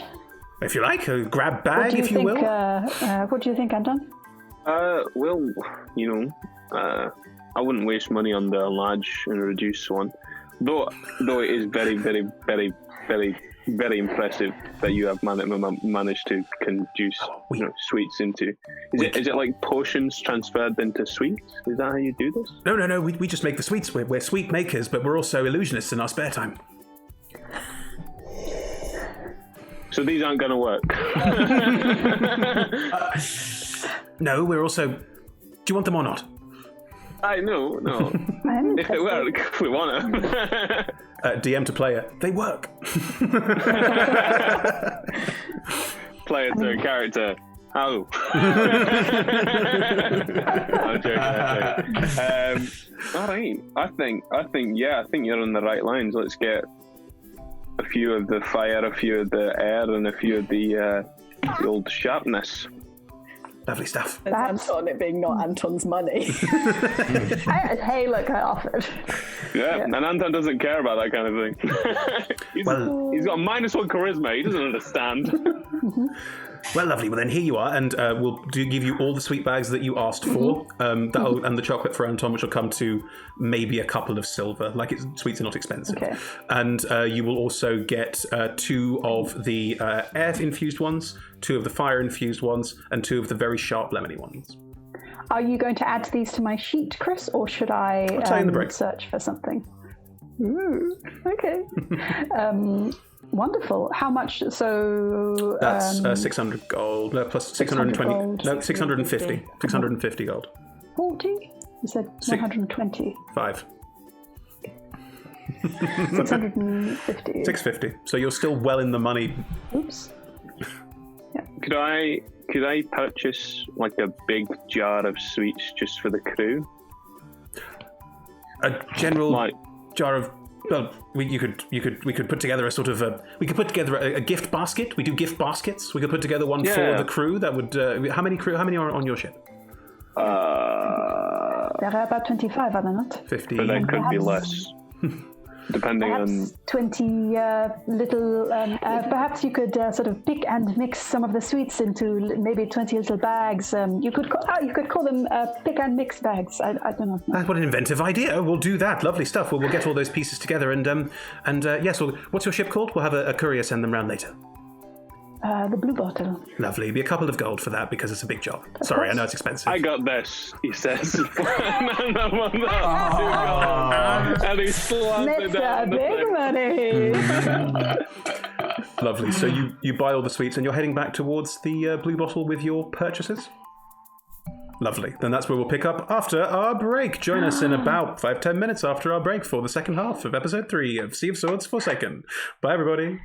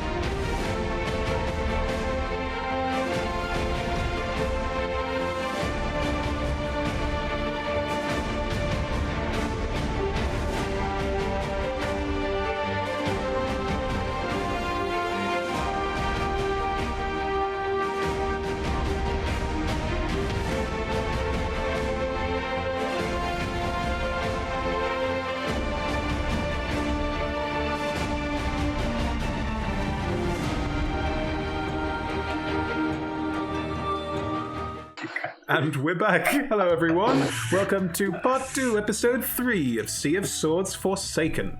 So, this lovely group of reprobates were all on board the Blue Bottle, bar Flutter and Anton, who were returning to the Blue Bottle, having procured sweets for the crew, which will be delivered in a gift basket of pick and mix bags, which is an excellent marketing idea, Flutter. I don't know where you got it from. That they will be presenting to the crew before you all set sail first thing tomorrow morning. I feel like that's a really nice thing you could do for your crew, Chris. What was it? Provide pick and mix? Oh. As in- For everybody, wow. For everybody. Wow, that is a really nice thing. That's a great idea, Em. Yeah. Damn. You want to wow. order everyone pick and mix into our little lockdown bubbles. Is Yeah. what you mean? Okay. Yeah. Okay. I'll put it on the list. I'll put it on the list of things to do. Also, we didn't ask the names of the gnomes, but Chris, if one of them's last name isn't Wool and the other one's last name isn't Worths, I just don't know what the point is. I mean, ye of little faith, but you didn't ask. Yeah, they were talking. They were going to say how close they were to retirement. Good, right. So Woolworths didn't retire. Yeah, I thought their last name would be like shut down. Wow. this is a very in joke. Right. So Very UK heavy. This what are the what are the five? If anyone in Australia is What are the watching, they're five going to of be you like, doing? "Oh, is this still in business?" Who? What? Who's who doing? What are the five? Oh my god! What are the five of you doing before the ship sets sail first thing in the morning? There are repairs to be completed. You're all returning. There will be lots sweets of things. delivered. Okay, so we haven't. So Flutter and Anton haven't got to the ship. Are we skipping some time? Is what I'm saying, because Yeah, we don't have to- weren't at the ship yet. there's something I would have done. Oh, in which case, before- please start with that. if we arrive at the ship and we find out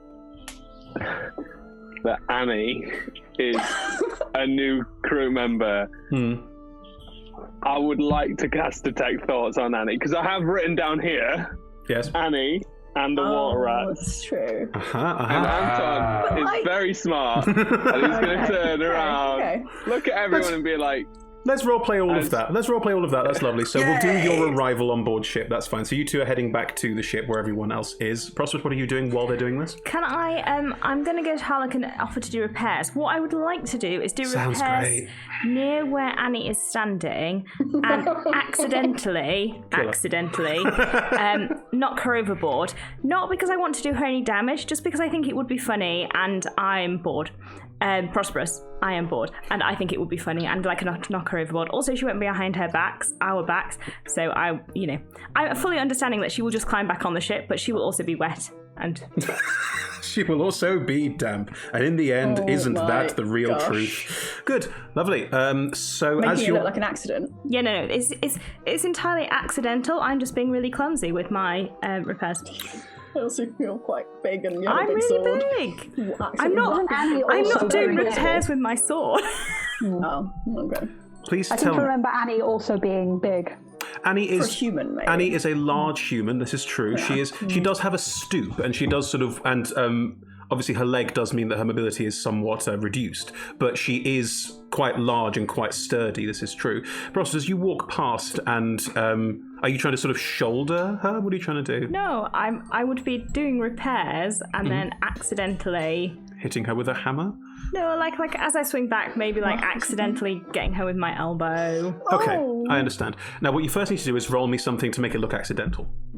So I think that's probably performance check, I would say. Yes, that's good. oh no. Oh, no. My bad. Oh my gosh. That's a 15. my crew. Yep.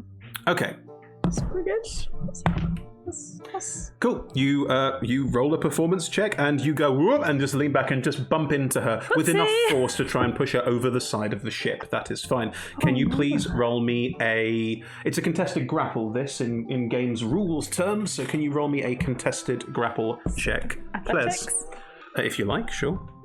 Well, it has to be athletics for me if it's a contested grapple. Yes, it is, that's correct. I've rolled a 27. Yeah, she stumbles back a couple of paces, getting knocked off her feet. People around are going to try and grab her because obviously it's a mistake. You just said she has mobility issues. I hope she can swim. Yeah. She's a I bet she can Pirate. drown just fine. Swim. So people will save her before she's like, she's not going to drown. She steps back a few steps and and goes over the edge. Just was flying over the edge. Oh no! Whoops! People around just and look at you. I didn't mean to do that. Roll a performance check. Oh my god, this is That was on the push, not the deception, probably. Oh my god. That's 16. Roll high. Okay. Oh no! Everyone just sort of agrees you and sort of runs back, and people are walking off the ship and helping. Are you looking to see what happens? I mean, I'll just glance over to check that she's swimming. Looking down into the water, she is swimming and just looks up at you with a kind of raised eyebrow. Sorry.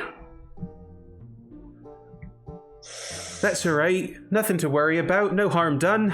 Thank you. And is lifted out and is clearly playing up the older person. Oh no. Oh, I've fallen. And is playing up that sense of needing support and looking at people are sort of helping her out of the water and patting her, going to get her a cup of tea. And she's sort of sat down. A lot of people fussing over her right now. A lot of the crew seem to be taking rather a shine to her. Wow. Made it Milk is worse. sat opposite side of the ship, just gently sort of shucking pistachios, I imagine, casting the shells. Something really useful. And just slightly gladdened by the scene that's just unfurled and how his influence is rubbing off on Prosperous. Oh my gosh. Fine. Yes. Anton, Flutter, you come on board the ship as you see Annie sat there, just being toweled off. Stefan's come over and gone, "Are you all right? Let me give you a towel." "Oh, you're very kind, thank you." And all scrubbed down and a little shawl over. And right, why don't I head down to the kitchen and start making us something warm in? I think I need something warm in now, don't you? And which can you show me to the kitchen? You young man. Sorry, not young man. You young person, to Stefan. Can you help me down into the ship?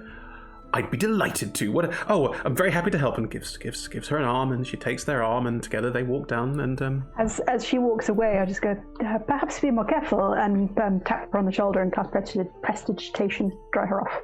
Oh, lovely. And she. I haven't met her before. I don't know who she is. And so, as she shakes off in the water, sort of. Oh, you're very kind. Thank you. And you are? Are you part of the crew as well? I am Flutter. Yes, well, not crew so much, but we are. I am getting travel. What's the word for the thing that I'm doing? Thank you. I am getting travelled places. Yes, I'm a passenger on a ship. I'm heading back to Waterdeep. Oh, lovely. I think I'm the new cook. It's not been confirmed yet, but hopefully my cooking will make us all a bit happier now. I'll go and get started in the kitchen. Could you show me the way? And is being guided downstairs. My name's Annie, by the way. Lovely to meet you. Anton, you're right there. Have I heard about Annie? You Anton's were there face in the had a line for a discussion with second. the very Scottish captain. Yeah. So Flutter's eyes are going to go wide, and the camera pans to Anton. Anton's face is dead, and then he just goes.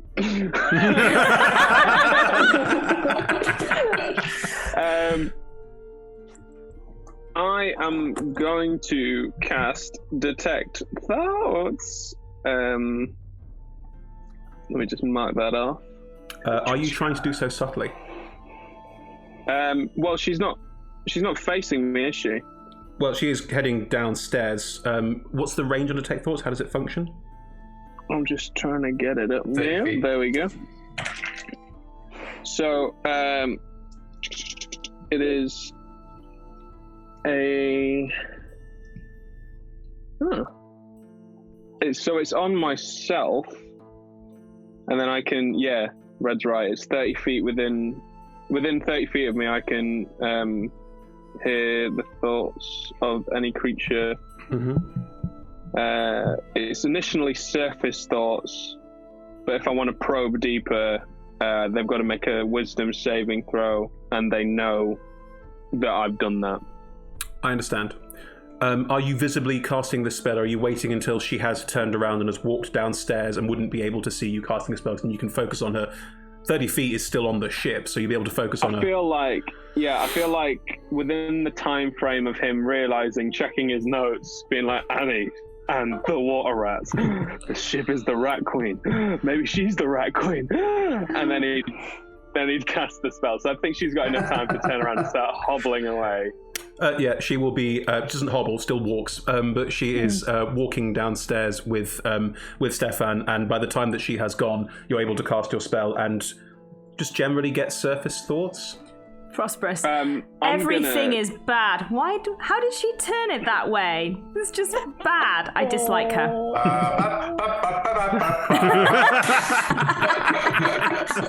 Flutter, what are your surface thoughts? I thought it was just one specific person. You can like cast it around. Everyone. That's everyone. amazing. Oh no. Okay. Yeah, you have general. You hear general Wow. surface thoughts, but you can focus in on people. Yeah, probably so murmuring things about sweets, and then sort of, I must try and get a word in with Milk and find out a little bit more about this deal with and then. What's Cal thinking? Cal is thinking about adamantium and where the adamantium is going to be and when we're going to get paid and how I'm going to pay the crew and whether we're all going to die and therefore pay is irrelevant. Right, good, lovely. Yeah, I'm gonna take a brisk jog after Annie. I You're assume on I'm board able the ship. to catch The ship up is to them. not a hugely large space. 30-foot sphere is quite wide. I think if you stayed on deck and just focused, you'd be able to find her in the ship's no, galley. I've got a little plan. Oh, I see. Because surface thoughts are very vague. Correct. So I'm going to run to where I can sort of get into shouting distance of her anyway. Okay. As you probe general surface thoughts, you get... Right, time to look at this galley then and see what's going on. And you do get sort of vaguely generic, nothing to worry about surface thoughts of a generic person doing generic things. Yeah. I say, Annie. Yes, hello. What was your... I don't think we met. No, we have not. I am now doing a different accent. I'm sorry, it's catching. Catching. No. We haven't yet. Just a quick question. Somebody mentioned that you've been here for a while. I was just wondering if you'd heard anything about the water rats and their captain. Aren't they those pirates that have been harassing all the crews round here trying to leave after they get attacked by the storm? And Any that is also surface what she's thoughts around thinking. that? She's thinking, aren't they those pirates? Really? I don't know. Do you know anything about them? Just more. You've been around here for a while. I do know a little about them, I am sorry to say. I am aware of quite a bit about them. Here, young man, do you mind closing the galley door? Yeah, Anton closes the door. Okay. I just remind you that Millenway is still nearby. Millenway is still And I floating am nearby. catching on surface thoughts. Like, Yeah, that's fine. whatever she's thinking while she's quiet, I'm getting it. Okay, what you Sounds are... fucking mind wipe. I mean, what she is doing at this point and what you are getting through it is she is focusing very distinctly on the words she is speaking and saying them, i.e. someone who is aware this kind of magic exists. Now, that doesn't necessarily mean that she's hiding anything, but she is aware that this kind of magic exists and is wise to it. How would she know that you cast that? Doesn't know that he's cast it, Yeah. but is aware that you have to in be careful general. with your surface thoughts. How careful She's she must be. dodgy. Practiced shell. Also, Anton is very clearly a combination fighter wizard. We've seen the I would art. say he looks more like a mercenary. He doesn't Typically, actually yeah. look like a wizard. You know what? There He's aren't any wearing wizard leather enemies armor out there. and he's got a very cool rapier now. He's got a shield as well, so he doesn't necessarily Yeah. look like a wizard. I Yeah. will say there is a certain level of life of caution being led here, but also I'm not going to just completely fake the use of the spell. Yeah. Don't worry. Tell me anything about Annie Long. See, I used to be part of a crew of pirates, if I'm honest with you. And I traveled with them for some time, and there were various things about them and things I did that I'm not proud of. But I don't know, there's a certain part of me looking into starting afresh and getting off Utheral and getting out of here, and you lot seem to be going the furthest and pushing the hardest, so... Alright. Well. I'm rolling a deception check. It's up to you what you do with that information. Well, that was a 5 for insight. Yeah! Even with reading her mind, you can tell in her mind that this is a very carefully presented story, and because you can read her mind, there are parts of this that she is sliding over and she's being economical with the truth. In that case, you won't mind telling me who you used to run with? Well, you mentioned the water rats, didn't you? I did. Well, the water rats are my old crew. Alright. And do you know what their captain was called?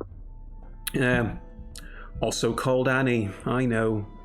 I can see where you're coming from. There's not a lot I can say now, is there? Anton's gonna probe now. And salmon skin. yeah, he's gonna also get himself ready for a fight. I don't know if I can take the ready action right now, but I am gonna definitely probe inside her head. Mm-hmm. My save is quite high. Are you using a divination dice, or are you going to let her roll? Depending on You need to. what You did need I to roll for declare my before divination Chris dice? rolls. I'm holding on to the dice, Let me but I will just wait. let me try and find. I might have to roll 2 because I think I can't find my notes for what I rolled. That I seem to remember they were really good, which is really frustrating. I seem to remember it was like a 1 really low one and 1 really high one. That's exactly that what was you for want. that was for the first day. But I can't find my. It's all right. Roll them for this numbers. day now, because you wouldn't have used them before now anyway. So now you've got them, and then you can have them for the rest of this day. That is fine by me. Okay, so that's a 2, which is great, Great! Oh my gosh. and a 10. Okay. Would you like to use one of those before I roll the dice? Yes, you would. I'm pretty sure. I just want to check what my She doesn't. I don't think she knows that if she fails the roll, spellcasting. she doesn't know that you've done it. If you fail the So roll my on detect my thoughts, spell save DC is 17. Mhm. So let's just make sure she definitely fails it. She can roll a 2. Okay. Then she fails the wisdom save. What happens in your spell? She fails the wisdom save. Is she aware that you've probed? Yeah, I think it's after. Let me just double check now. Thank you. I thought it was only if you failed. No, I think it's if you succeed. So you initially learn surface thoughts. If you probe deeper, must make a wisdom. Mm-hmm. Oh, I thought it'd be a car. Never mind. Should have taken the 10, because if it's a wisdom, she might not have been that wise. Anyway, if it fails, you get insight into its reasoning, its emotional state, something that looms large in its mind, just such as something it worries over, loves, or hates. If it succeeds, the spell ends. Either way, the target knows that you're probing into its mind. Unless I shift my attention to another creature's thoughts, the creature can use its action on its turn to make an intelligence check contested by your intelligence check. If it succeeds, the spell ends. So basically, after this, it'll keep getting chances to let me out of her mind. As you probe deeper and she becomes aware that you are probing deeper, you get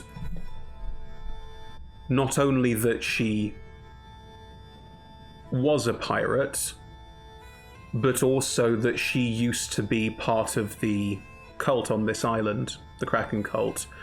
A figure of some authority and renown, like reached quite a high status within all of that, so a lot more to her past, but that her allegiance has shifted recently and she's found something new to worship, and you get like almost an image in your mind of just a wall of water rushing towards you and an almost coiled watery snake-like body writhing through it as it sort of in your mind's eye reaches out and snaps at you, and then suddenly you're back in the room, both in the same room, and you've seen into her mind and she's seen into yours, and she just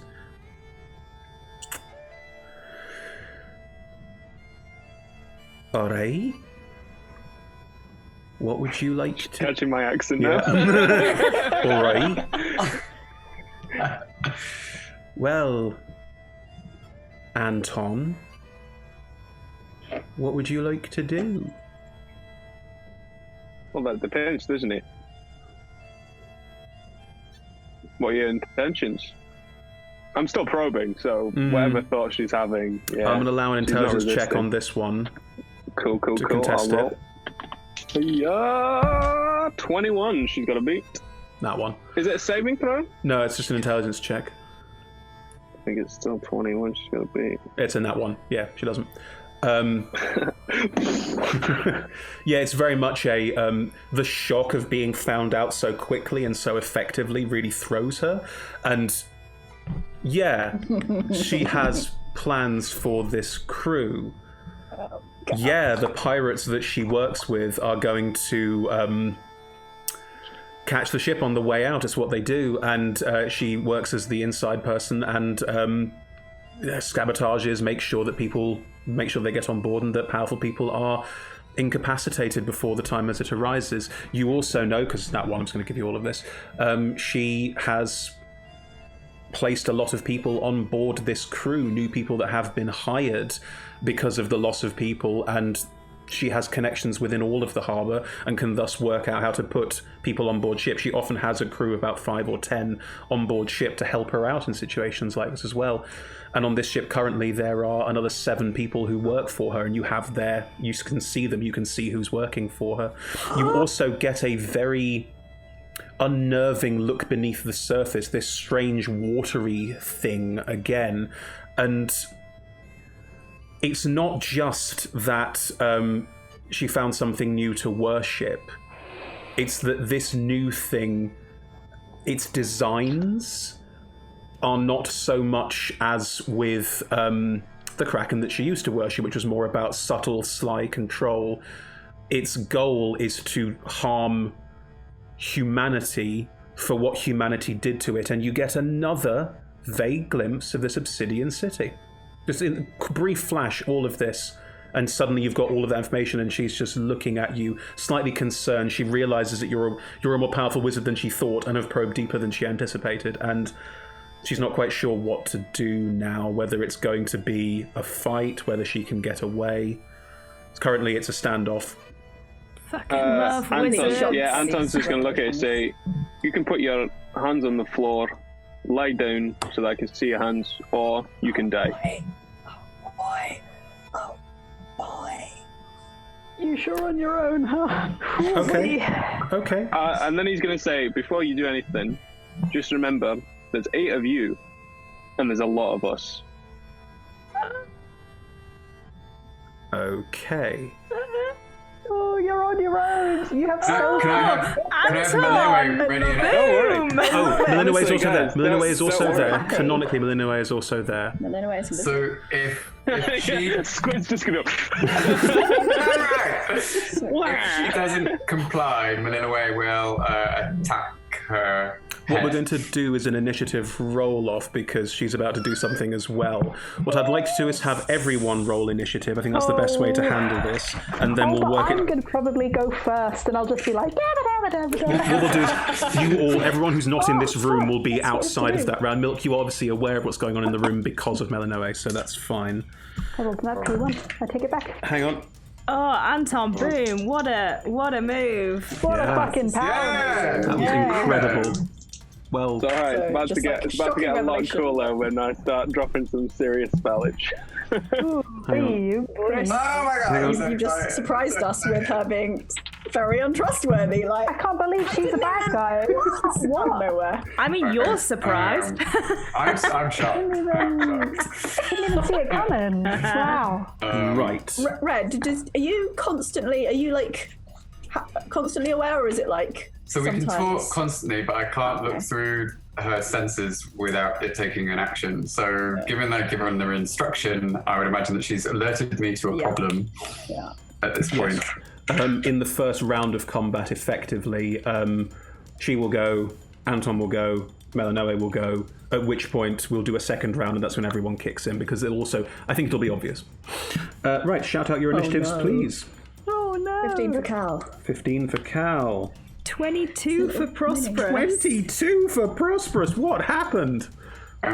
No, sorry, I looked at my proficiency rather than my initiative. It's actually 18. 18, Sorry. that makes more sense. Sorry. I have a 0 mod to initiative. This is why I thought. Right, any more for any more? 12 for Flutter. 12 for Oh, man. 14 for Anton. 14 for Anton. And Milk, what did you have? 2 15s. Sorry, Melanoe goes on your turn, so it's just a 15. Okay, sure. Excellent. Good.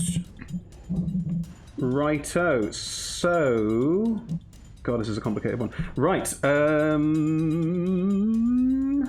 None of those people know combat's been initiated yet. Melanoe goes first. What would Melanoe like to do? Because Melanoe breaks the tension in this moment. What would Melanoe like to do? I mean, Melanoe would ready the action, I think. Okay. Because he seems to have a hand on it, right? She's just there in case something goes wrong. She's invisible. So I will ready just a tentacle attack to see what happens. A tentacle attack to see what happens, but it's triggered She's by... like right in front of Shilly McShilson. Annie. And Annie is genuinely her name. she's invisible, but she might not be for very long. She's just waiting like a predatory spider. What is the trigger for her tentacle attack? If this person doesn't put their hands on the floor as instructed by Anton. If they do anything else. If they do anything else. Yeah. Or if Anton attacks, potentially? Or if Anton attacks, then sure, join in the miasma. Oh, fun. Anton, you are next. What would you do? Okay. So, I want to use my first action to Mind Spike her. That was good. Sure. Straight in there, huh? Yeah, straight in there. Oh, yeah. Nasty stuff in there. Oh, yeah. I don't think I'll do the extra damage as of yet. I love this. Okay, Let me so just check all that. Yeah, I think it just a second. Yeah, I'll just Mind Spike her at second level. So just okay, I believe that's an attack roll roll.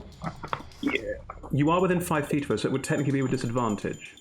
So wisdom save. Well, Oh, is it a save? I am gonna move. I am gonna Wisdom move save. back. If you move back, just you would reading incur an it. attack of opportunity. Are you sure you want to do that?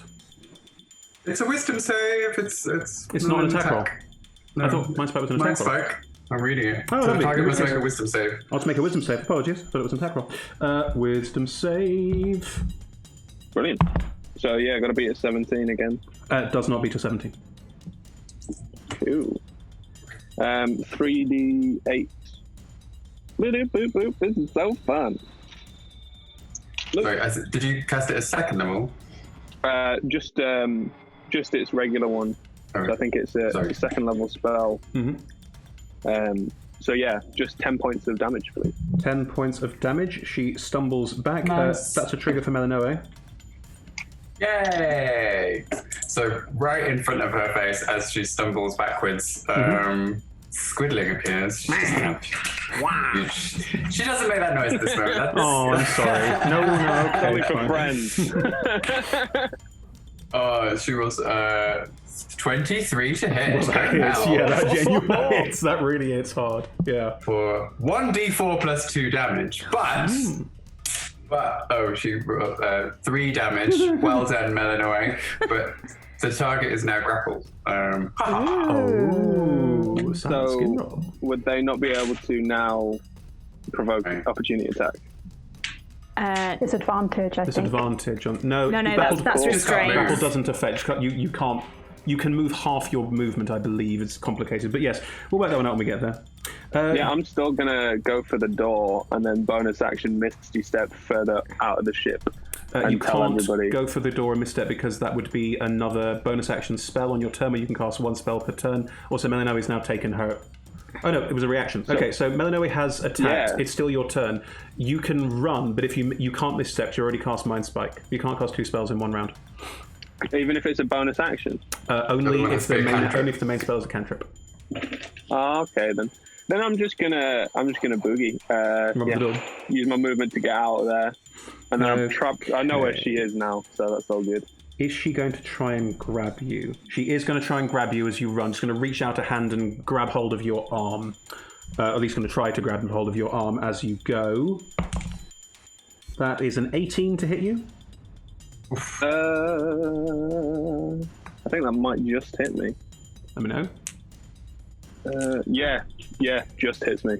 Cool. As she reaches out and grabs you, she grabs hold of your arm, and this, she's a large woman, but it's not like strength that pours through, as crackling lightning bursts out of her hand and envelops you with... Can I cast shield now?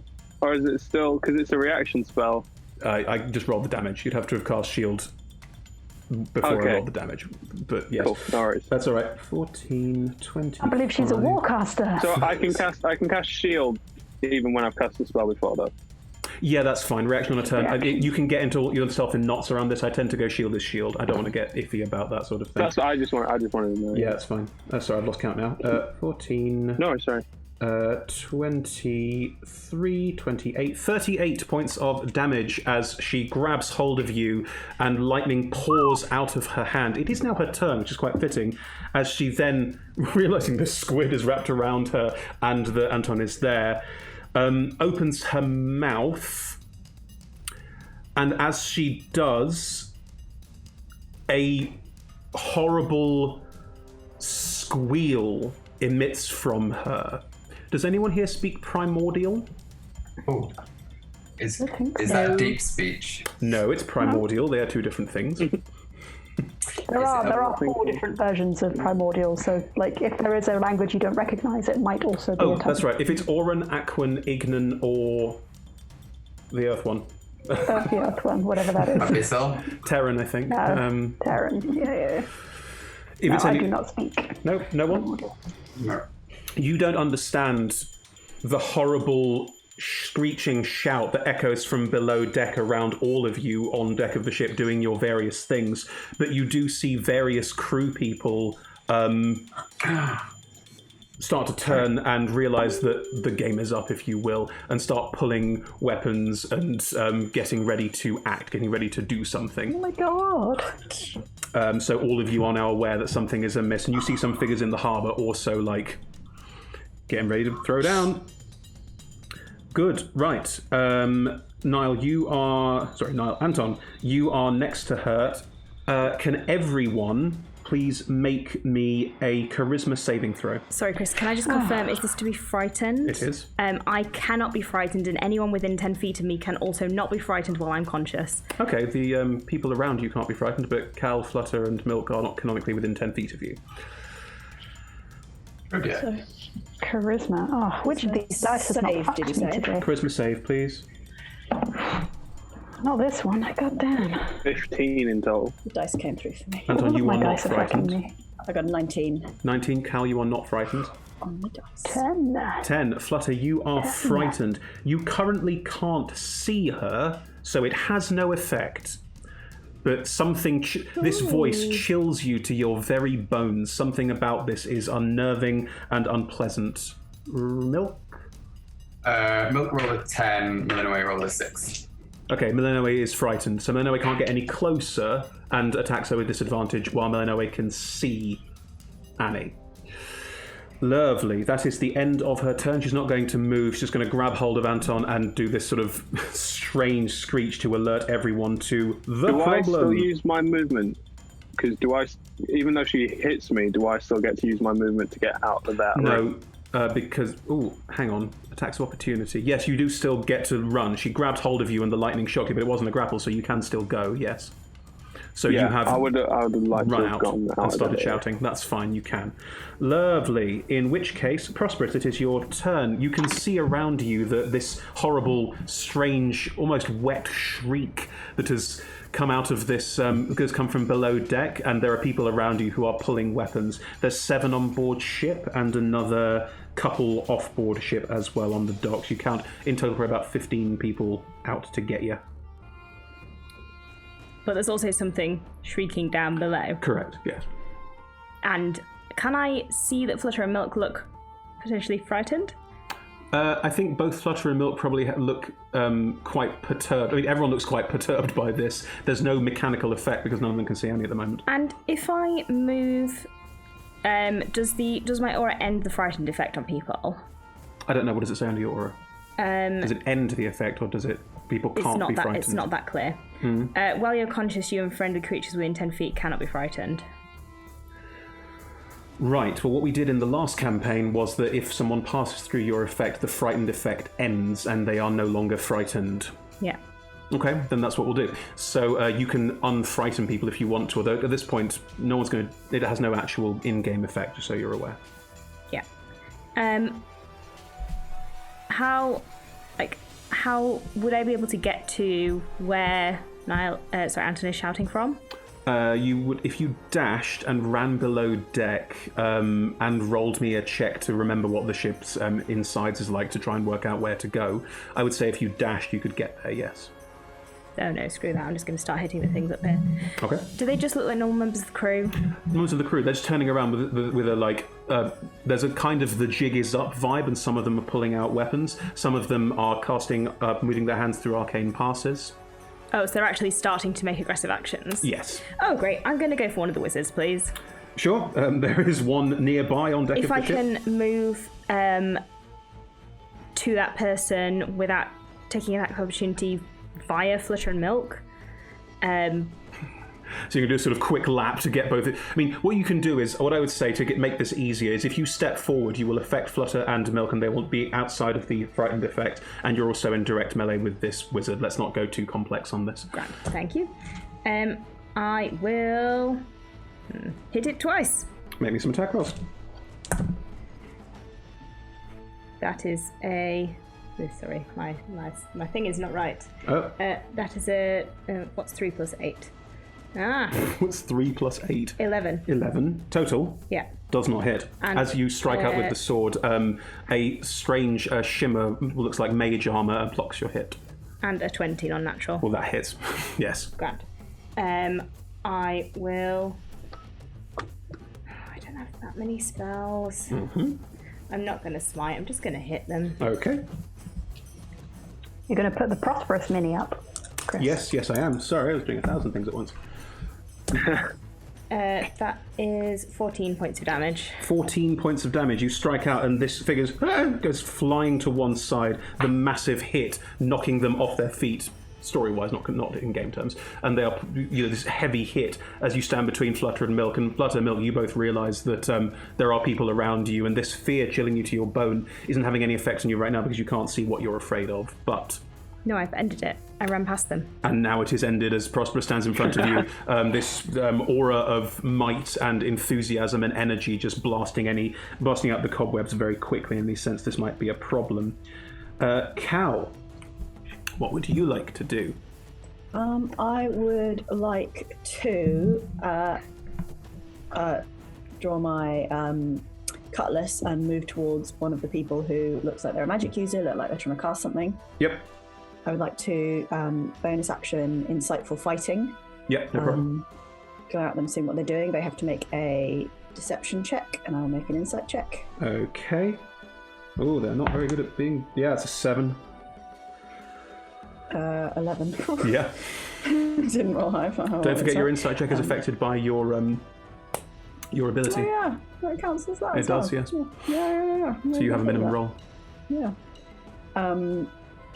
And then I am going to swing at their legs with the cutlass. I'm trying to knock them down and incapacitate them rather than... That is fine. As Prosperous steps forward and strikes one of them, you, on another part of the ship, probably up on the quarterdeck, another one is nearby who suddenly seems to be a bit more than they let on originally, and you just quickly spin and slash out, getting a closer look at them and trying to get a good sense of who they are. Maybe that attack roll. 17 to hit.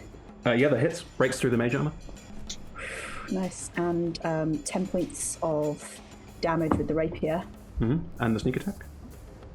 Oh yes, and the sneak attack, which is why I did that, and then I forgot about the sneak attack. That's great. That's great. D&D rules heavy beast. Yeah, sneak attack. Oh, there's my sneak attack. I found it.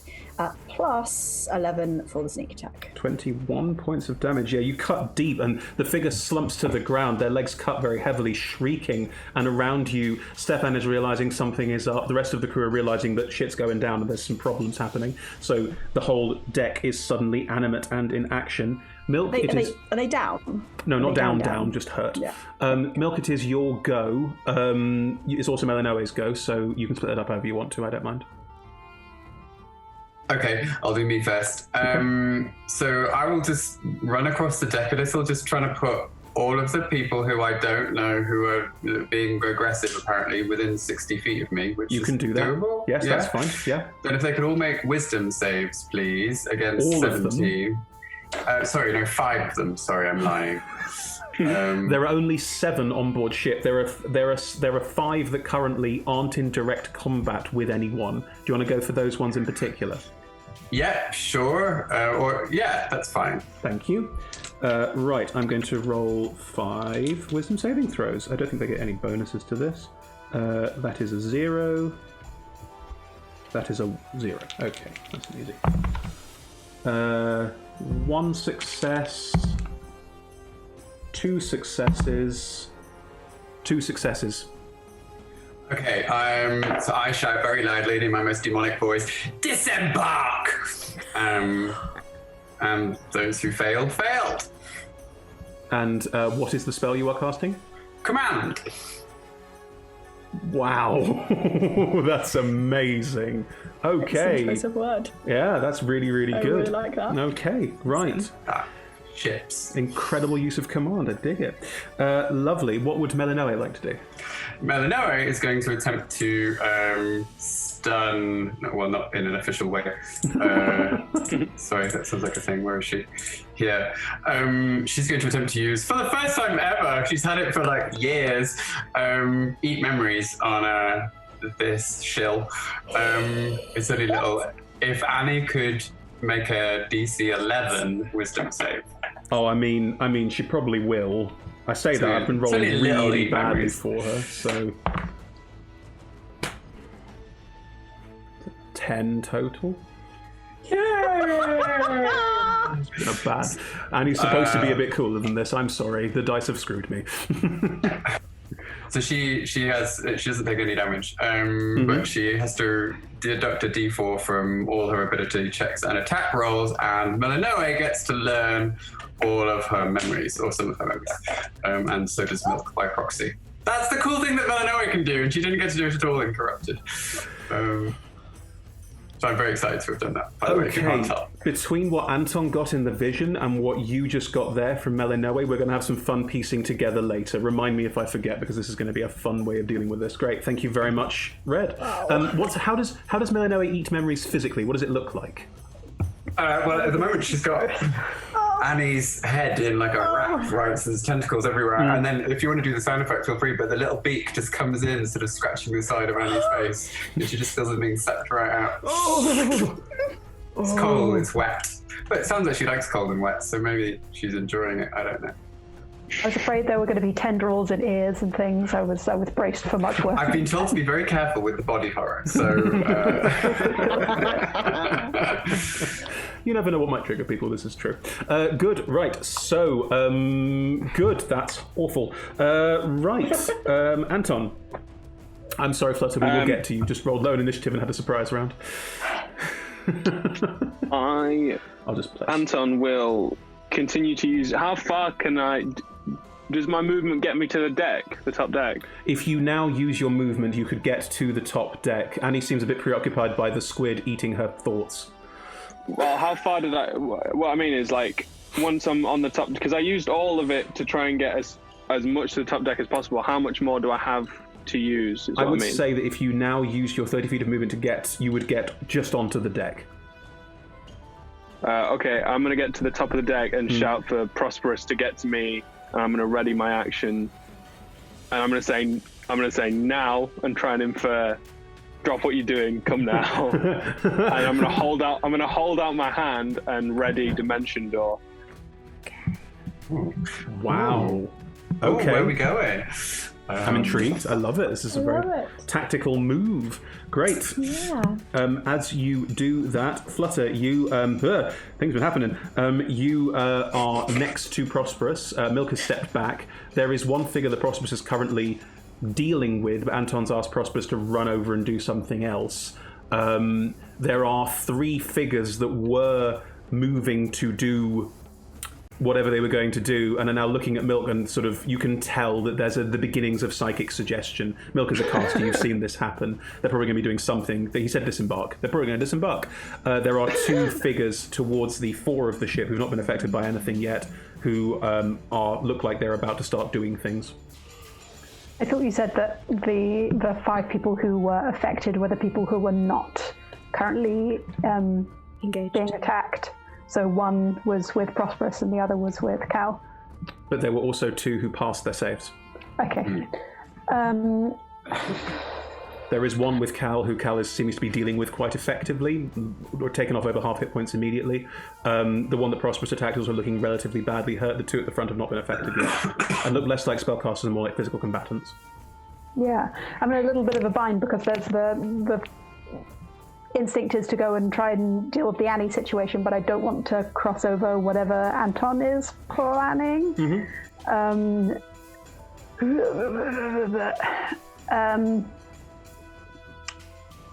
I think what Flutter will do is, if Anton has called for Prosperous, is that Flutter is going to try to slide sort of almost as if between Prosperous and the person that P is fighting at the minute, so that if P disengages, the person that Prosperous is fighting will be engaged with Flutter. Yeah, cool.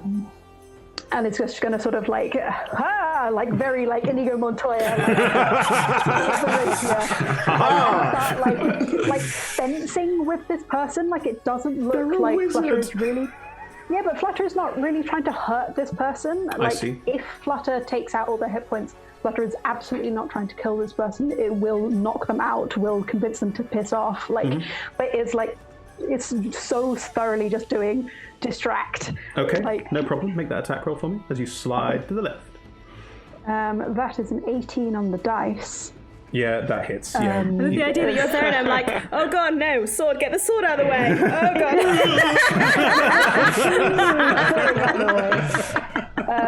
And I will, oh no, I forgot that I have all of these things I can do now. Yes, you do. All of my blade flourishes, which are very exciting. Yes, it is. Are there more than one people engaged nearby us who look like... No, the other people were miles away, weren't The they? ones that are around you are currently looking to disembark pretty quickly. I think we're going to jump overboard. We'll work it out. Yeah, okay, then I will just do a straight hit with the rapier, and roll a d8 to add to that. That is 6 plus 7. 13. 13 points of piercing damage. As you slide past, I think it's probably quite surgical. There's a couple of like sort of quick slashes with the rapier. Did you add sneak attack to that? No, I did not, but thank you. I add 3 sneak attack dice. Living that rogue best life. Such Very a respectable crazy roll. combo. That's 10. 10 points of... With surgical attack precision, damage. how do you incapacitate this foe? You're not trying to kill them, but you are trying No, not at all. to down them, knock them out, get them out of the fight. I think it's a very like jab at shoulder, so the person is paying attention to what's going up here, and then a sweep round with the sword and poke them in the foot so that they're off balanced, and then just the blade leg comes up and just kicks them in the chest so that they just like keel over backwards. No problem, and they're incapacitated and out of the fight and drop to the deck. That is absolutely fine. Smooth move. I like it. The smoothest of moves. The smoothest of moves. Right, 3 figures at the end of your turn, Flutter, are going to run off the ship. One of them runs for the gangplank, looking behind with a kind of, why am I doing this kind of look, and is going to run towards the gangplank and is going to just keep running because they have to use their entire action to disembark, and is going to run down the gangplank and off. One follows in quick succession, realizes the gangplank is being taken by their friend and is going to jump over the side of the ship.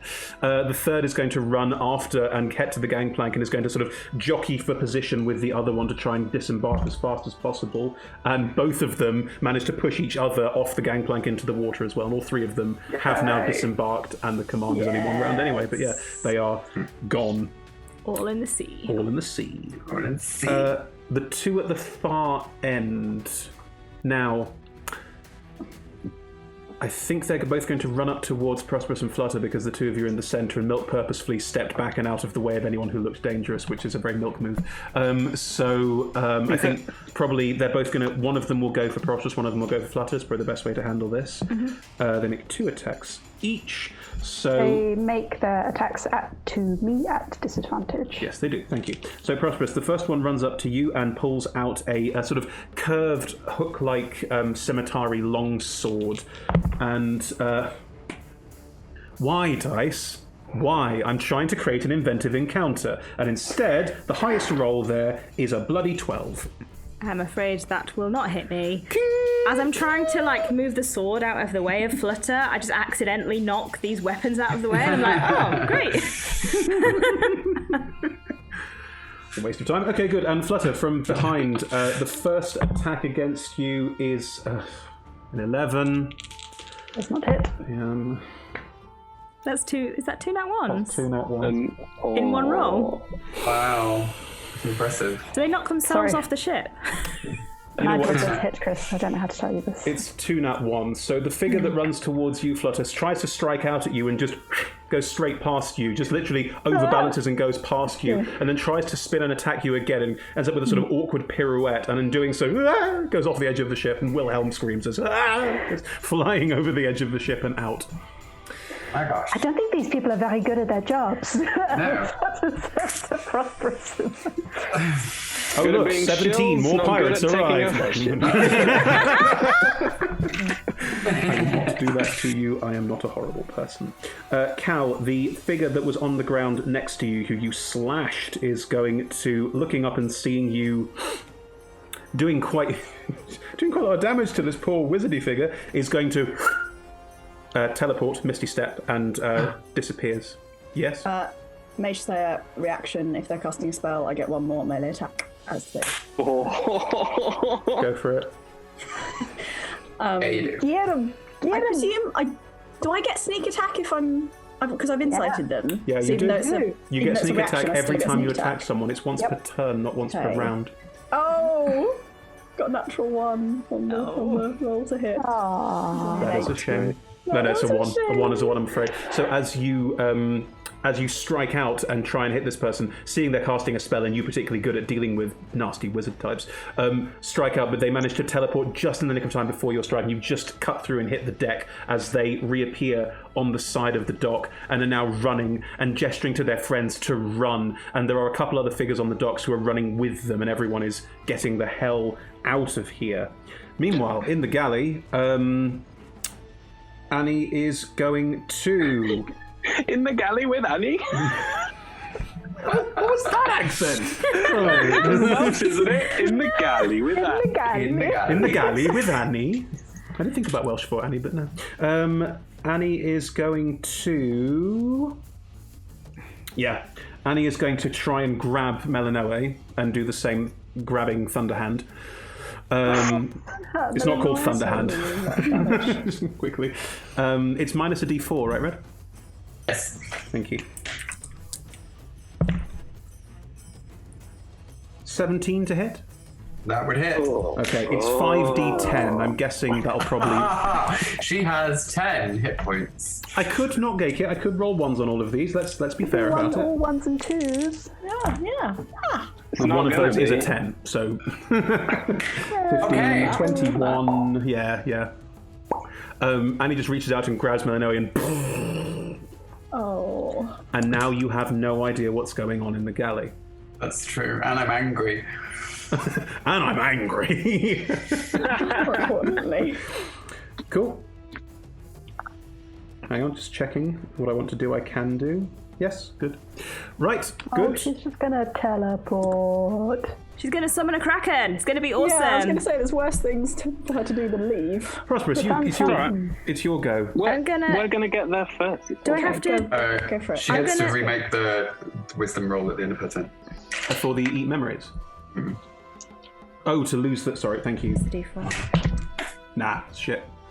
I'm not having luck with dice rolls. I'm going to go to Anton, obviously. You will get tax opportunity from the pirate. 1. Yeah, no, it's fine. Go for it. Attack me. Prosperous. Me, pirate. I've got 94 hit points. Prosperous can take a hit. I mean, I feel like I shouldn't now because I'm going to. Right, so you get a 14 to hit you. No, Macy's 19. Off I go. Boom, boom, boom. Anton. I assume that I don't have to dash to get to Anton. No. I reach out to high five you. Yeah, as soon as she touches my glittering hand, we're gonna teleport using Dimension Door straight back to where exactly Annie is because I've got a location in my head. Mind Spike. Clever.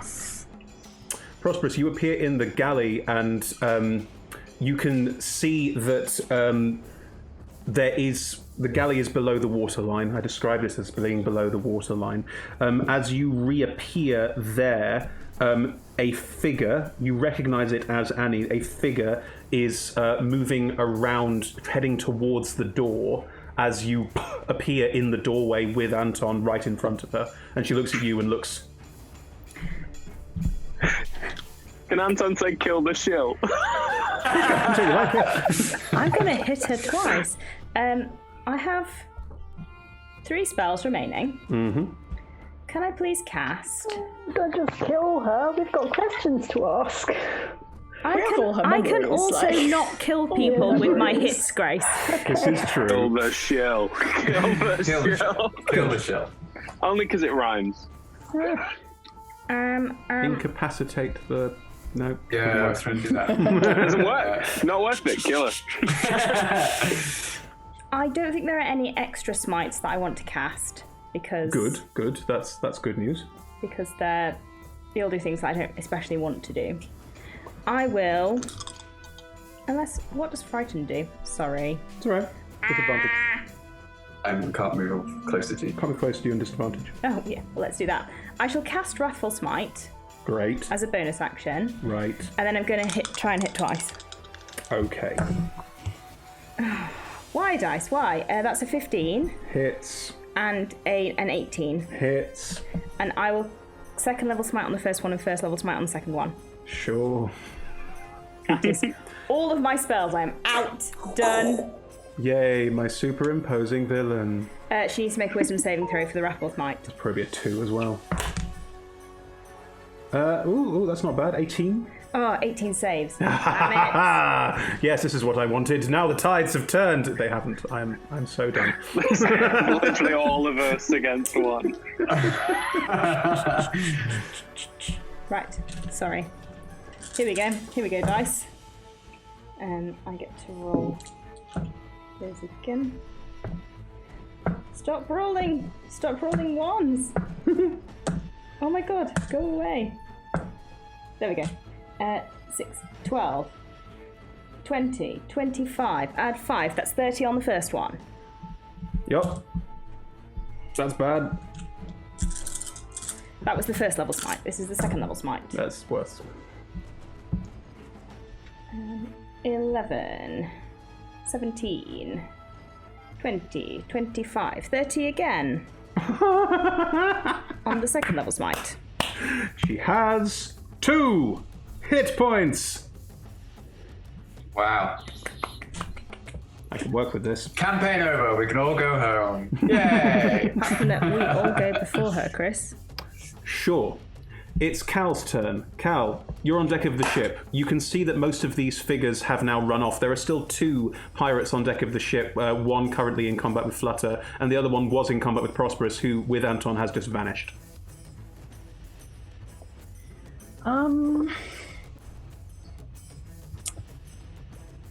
I will go over to the one that isn't fighting anyone. Mm-hmm. You'd have to leap off the quarterdeck and probably swing on a handy rope that's right there. Can I? Yeah, of course you can. Yeah, of course you can. Totally fine. This is all I wanted from this campaign. I'm now that was it.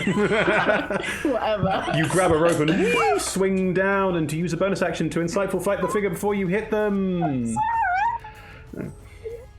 Yes, so my insight check is... Oh, mine's poor.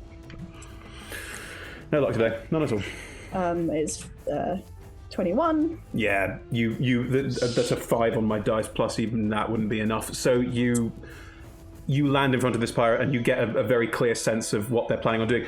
What you get from your insider fighting, this pirate looks absolutely terrified. They thought this would be a lot better for them. It's worked a lot better in the past, but something about today feels like they've really had some terrible luck. They really feel like today's just not gone their way in ways they can't quite fully explain or understand. I'm going to swing, land in front of them, say, I get the sense you maybe want to put your weapon down, and try and use my cutlass to knock it out of their hand. Sure, no problem. That's a fine. flavour. It's 13 to hit. Ooh, your first strike does not hit. Oh, that's all I got. It's not first strike. Oh, sorry. Your strike does not hit. They are more of the sort of physical combatant, and they have slightly chunkier armor. Yeah, didn't roll high.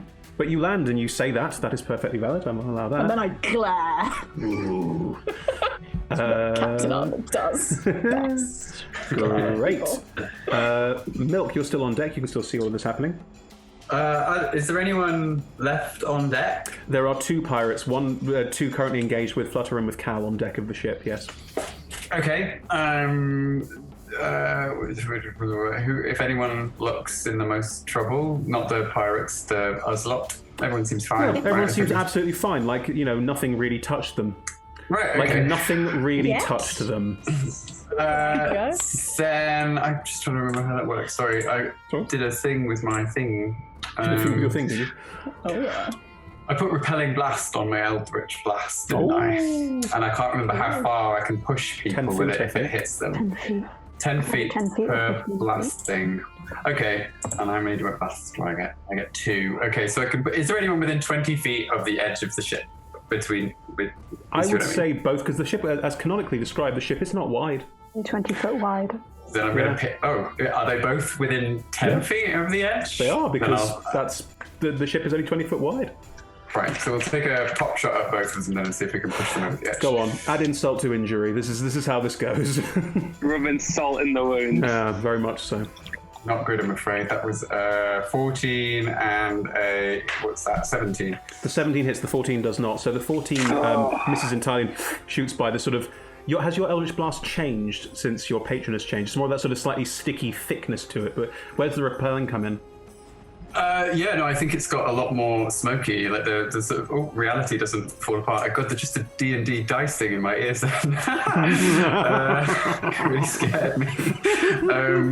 It's becoming more like cigar smoke, I think, as it flies across. So how does it repel them? How does it push them back? Like insultingly somehow. I don't know. I hadn't thought about it. Like it just sort of slows down right as it gets near to them, and then just. Does it sort of fly forward and then almost like skip and go for the legs and like try and pinwheel them? I mean, sure, that sounds wonderful. Yeah. So the first one skips in and does that and just misses entirely because it's too sardonic for its own good. But the second suddenly spins and goes for a hit by, like sort of in the thigh waist area. What's the damage? 13 damage and is pushed 10 feet. One figure ducks and the other just is doing a proper sort of like arms stretched out in a sort of starfish wide, just off the deck of the ship. And that's quite satisfying. Yeah, it's very good. It's quite satisfying. Yeah. But the other one is still there. Anton, you're with Prosperous. Annie is right there. Prosperous has done like 2 horrific cleaves. How are you swinging this giant sword in this very small galley space? Are you cutting holes in the ceiling? Are you fine with that?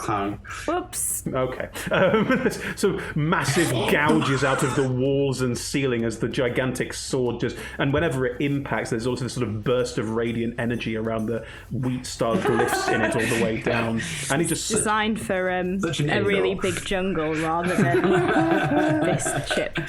But yes, Annie is stumbling back, looking horrifically badly hurt.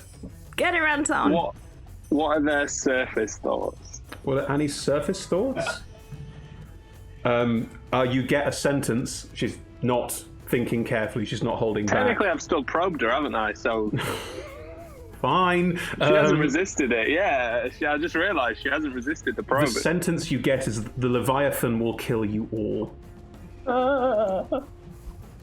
Write this down as soon as you... I'm gonna look at her and I'm just gonna be like, I told you to surrender, and I told you what would happen if you didn't. And then my eyes flash blue as I told the dead, and She can't, unless she's got a +7 to her wisdom. I don't think a 10's going to beat my 17 save. It is Wow, not. dramatic. Are you killing her or are you knocking her out?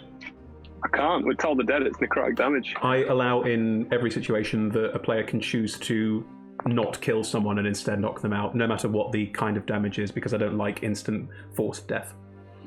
Well, It's up to you, he bud. did tell her what was gonna happen. He said surrender or die. Okay, it's your call.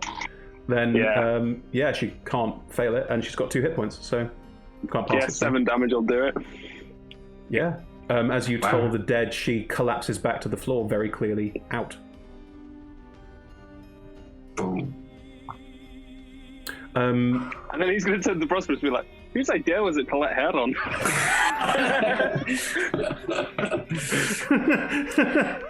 I don't want to say Wow. anything bad about the captain, but I don't think Judge of character. I don't think her detectors were on today. Her name was Annie. We were told that the bad guy was called Annie. I wasn't told that, but I don't think you should let anyone dodgier than Milk on the ship. Wow, he's not even there and still shades being thrown. I love Milk, so this is said with love. Oh, good. I think we can safely say that the final pirate on the ship is probably going to... I mean, Flutter, it's your turn. There is one pirate in front of you who is the last pirate remaining. Is there anything in particular you'd like to do in this situation? Subdue them. Yeah, if someone is... Flutter is not very strong. Is there a way that I can not restrain someone, but I suppose Flutter sort of like does the I imagine the camera pans back and we're in mid sword duel or whatever, and Flutter, if I can, would flick the rapier up to like the point of their throat and say, I think you should maybe stick around and answer some questions, no? Roll me an intimidation check. Okay. It's an action. That's another natural one. Oh, but I was intimidated.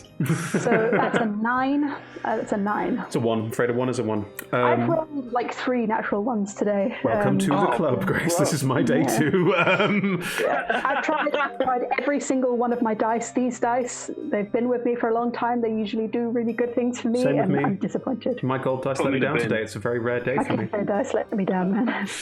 As you flick your rapier up to the throat and say that, they've already turned and are starting to run away. They've already gone, screw this, and are just getting the hell out of dodge, so they don't hear. You can take attack of opportunity if you want to. I can't cast a spell as an attack of opportunity, can I? Because I do Only if not you had Warcaster. Because I was going to cast Blindness Deafness, but I can't. So instead, There's already one incapacitated at your feet, and I'm gonna let them run. yeah. I'll let them run. Technically, Cal and well, Cal's in range for attack opportunity if you want to, but they're clearly heading for the side of the ship and going to dive off and just go. Yeah, given that I, tried to be more intimidating to the other one and it didn't work, I'm just going to sort of like not risk failing again, just being like, yeah. I wanted to let you go. I keep missing people. It's very embarrassing. So I'm just going to be like, yeah. Ah, face try your never saving. fail. Face your saving. Exactly. Lovely. I'll take this down. We're out of initiative. Bye, minis. I'll miss you. They'll be back. Next time with more fierceness. Come back again. As things start to settle down, from the docks, you do hear some shouts, and these remaining pirates are running away. They are running further into the island, so to escape into Vilkstead, trying to get out of the way. You do see some. There are not many city guard style figures in Vilkstead, but there are a couple moving out and trying to subdue them. There is currently a lot of kerfuffle on the various ships and around the harbour. As that happens, Anton, Prosper, are you heading back above deck, or are you staying below deck? I would like to check the body for what Okay. I will clues or anything I'll have on assist it. Anton. Okay. Clumsily, probably. I imagine Prosperous is holding the body whilst Anton's like very easily getting into pockets. It's like a coat hanger. I probably start, and then you're like, maybe I should do this. Cool. Cal, Flutter, Milk, are you heading below deck then? I'm going to grab a crew, someone on my crew, and say, hey, do you mind going and finding Mayor Ethel? Ask if we can have a word. The unnamed crew person nods and runs off and is going to go and find the extra performer in this scene is going to go and run off and find Ethel. No problem. And head. Okay. Flutter, are you heading below deck as well? I will follow where the captain is. The captain is going. Probably asking questions and what is going on? That seems to have come out of nowhere. Mm-hmm. I will chat and fill them in. Does it? Did you say that guards were coming towards us? Not to the ship. No, they're currently dealing with the pirates on the dock. No one's actually approached the ship yet. Okay. All right, great. Yeah, I will in that say to Flutter. Yeah, no, it was the shill that I clearly identified. Not throwing any aspersions, Captain, but just a note for the future. A shill, someone who's got a clearly subterfuge and agenda and stuff and evil, and that shouldn't be here. Was here. Killed Malinois, Captain. Dead. I mean, totally replaceable, but dead, Captain. It wounds me every time. I just want you to know that. Just a point for thinking. Come on, let's go clean up. I'm so sorry. I'm about your squid friend. We can we'll have a ceremony. I feel terrible about that. Well, you should, Captain. And if you see another one ever around, I want you to know that it's not the same one. It's never the same one. Roll a deception check. I would like to roll insight against Please do. Replaceable, as if you were gonna just get a new one. Wow. That is what that sounded like. There's my good roll. 23. Oh. Insight. Although my insight's pretty respectable, that's a 24. Oh. Flutter, it'll be the same space squid.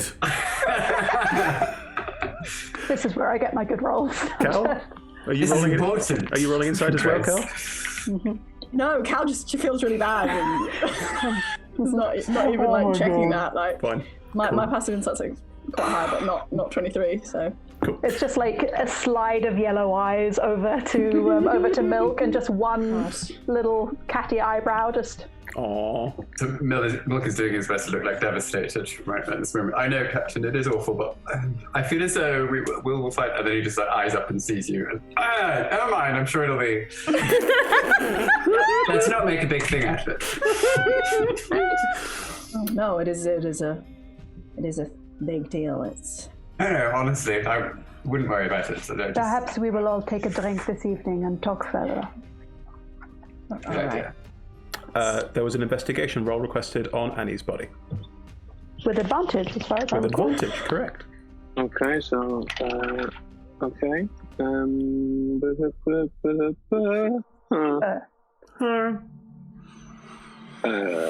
Oh, that's pretty good. 11 plus 9 is 20. It's a dirty 20. Dirty 20. Very 20.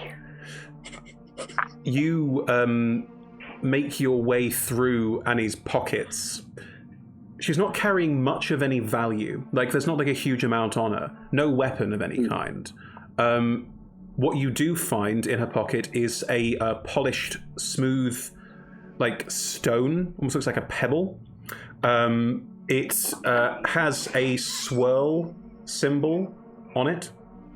And if you pick it up and look at it, that is... The reference you're making there is to an item in a home game that we're not playing here, so no, it's not that. Good grief. Sorry, Internet. Stones. We also play home games. Stones. We didn't say anything. That was you. That is also. You made a face! It doesn't matter. It's true. Anton, this has a swirling sort of spiral on it. You are welcome to roll me an Arcana check on this. We don't come across yet. What is it? Is it a thing that you use to put down papers and hold them down while you're writing long essays? That must be it. That's a 23. Unbelievable. Looking at Very smart. Yeah. Looking at it, the swirly design, that swirl that curls around it in that I try way. and boop it as if it's a button. Doesn't do anything. Good try. Anton, No, this... don't do that! I'm sorry. The swirling symbol on there is a symbol for... it's a symbol that you recognize for the elemental plane of water. It is a classic symbol used for that kind of symbology around elemental planes, and you don't recognize specificity here. It is more of a general, this has something to do with that, which is intriguing to you. You also recognize that it is made of a material that you recognize. It has that black obsidian-y thing to it as well that we've noticed before at various points so far. Oh, I've seen this before. It's like netherese. Can I have it? Anton, it's also a sending stone. Can I have it? Can I keep it? I like it. I can just mess around with it. Why not? Mainly because this will be great for my research on the Netherese city. I mean, you could just go to another Netherese city. There's one in the Icewind Dale.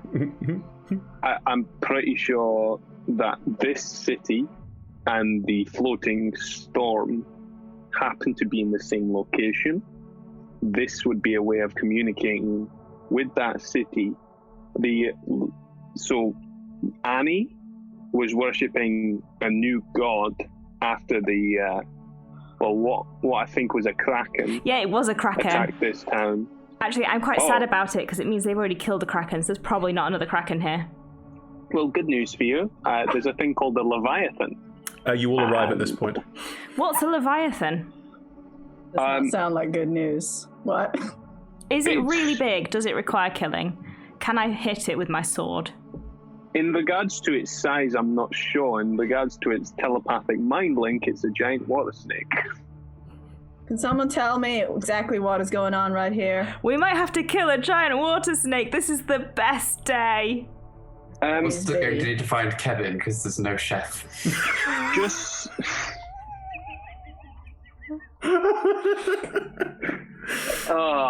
Also, Anton says I can't keep the black stone because it might be magical. It's Can communication. someone start from the beginning here, please? Why is our chef deceased? Oh. Okay, the chef, Annie, is very clearly a shill. So people keep telling me. Yeah, I came downstairs and had a bit of a conversation with her in which I probed her mind, found out that she was in fact had ulterior motives and had a hidden crew upstairs. She then decided not to surrender, and that's when I brought Prosperous down to, I'm going to point to the body, and then she was following a creature called a Leviathan, and this is what she called it anyway. Her final words were that the Leviathan will kill us all. So we've got that to look forward to. Because when Melinoe eats memories, do you get them, or does Melinoe get them and then you have to get them from Melinoe later? We haven't done it before, whichever you think. I think it makes sense at this point that because when Melinoe eats memories, because you're an interrogator, that was your job before this point, and you use Melinoe for this particular skill set, you would have got those weird. I know you would have got those weird. Yeah, sure. I mean, that's what happened. You would have got those weird psychic flashes from Melinoe when Melinoe grabbed hold of Annie. And what you got was a very strange combination of things. You also saw this basically wall of water with this strange water snake-like being inside. It looked like it's made of water. It's an incredibly strange image of this water snake. You also got strange flashes, again, of this city in black, of this definitely Netherese city. You recognize it. You also get a very strange, an image that you don't understand fully, of a very dark room with what looks like a figure in the center of it, which is mostly made of water, gesticulating around itself, and you hear a howl of anger and frustration. That's what you would have got from the Eat Memories.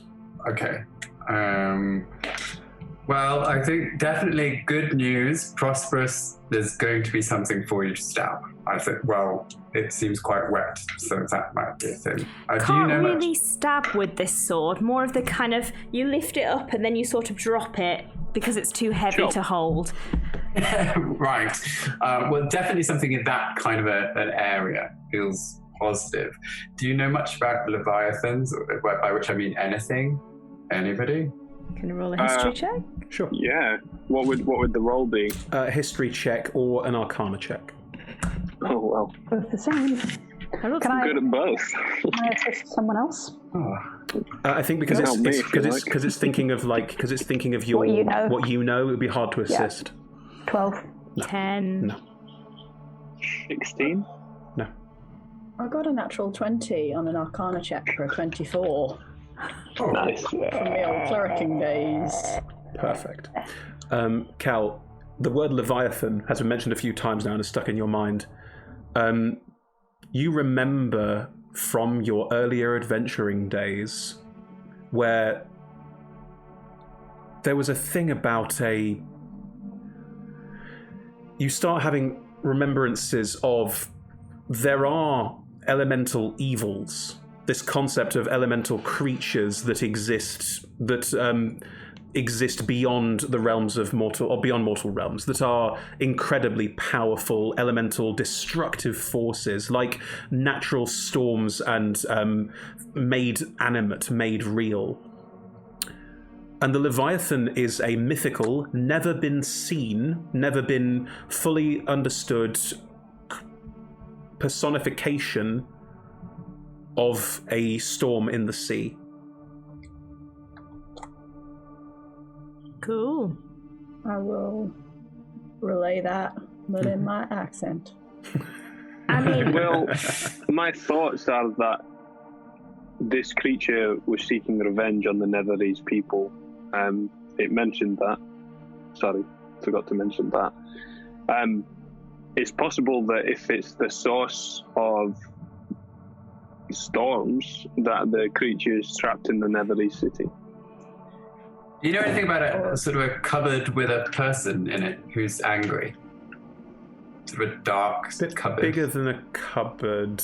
Bigger than a cupboard. Like a sort of like an underground Like a lair. wardrobe. Like Yeah. Walk in. I think generally if you lock people in cupboards, they tend to get angry with you. That's true. But I Any mean, reason if did I've the learned Leviathan do that? anything about my interactions with the Netherese, it's that generally things that are related to them tend to be mythical and angry. I mean, that is true. Fair point. Maybe Well, the not. Netherese were big parts of magical sort of expansion. It's very possible that they could have trapped this creature in a wardrobe. Would it make a city float? It might also be possible that if this being is the personification of a storm, and that storm that we saw, the Netherese city may be trapped inside it. But if the thing that I'm trying to understand is that if all of these pirates worshipped this Leviathan, the pirates are trying to stop people from escaping this island. They are trying to keep people on the island. If that Are would yes, anyone who tries to escape the island is being attacked by pirates. Is that not true? I look at Chris. Is that not true? The pirates were, you can put two and two together here, so I'll give you this. The pirates were being opportunistic. They were using the fact that ships got damaged and thrown off course by the storm to get them when they were at their most vulnerable. They stole their stuff. They didn't sort of specifically make sure they came back to the island. They just pirated their cargo. They just The creature pirated. itself isn't exactly full of order. It could be quite a chaotic being. It just wants to cause dismay to humankind. Well, anything that maybe is not of its own. I mean, if they're talking to the storm, and the storm knows where the city's going, and the city's destroying the ships, maybe the pirates know where the destroyed ships are going to be. Anton points to the stone. He goes, What is that exactly? What is that, probably a darling? key to. This is a sending stone.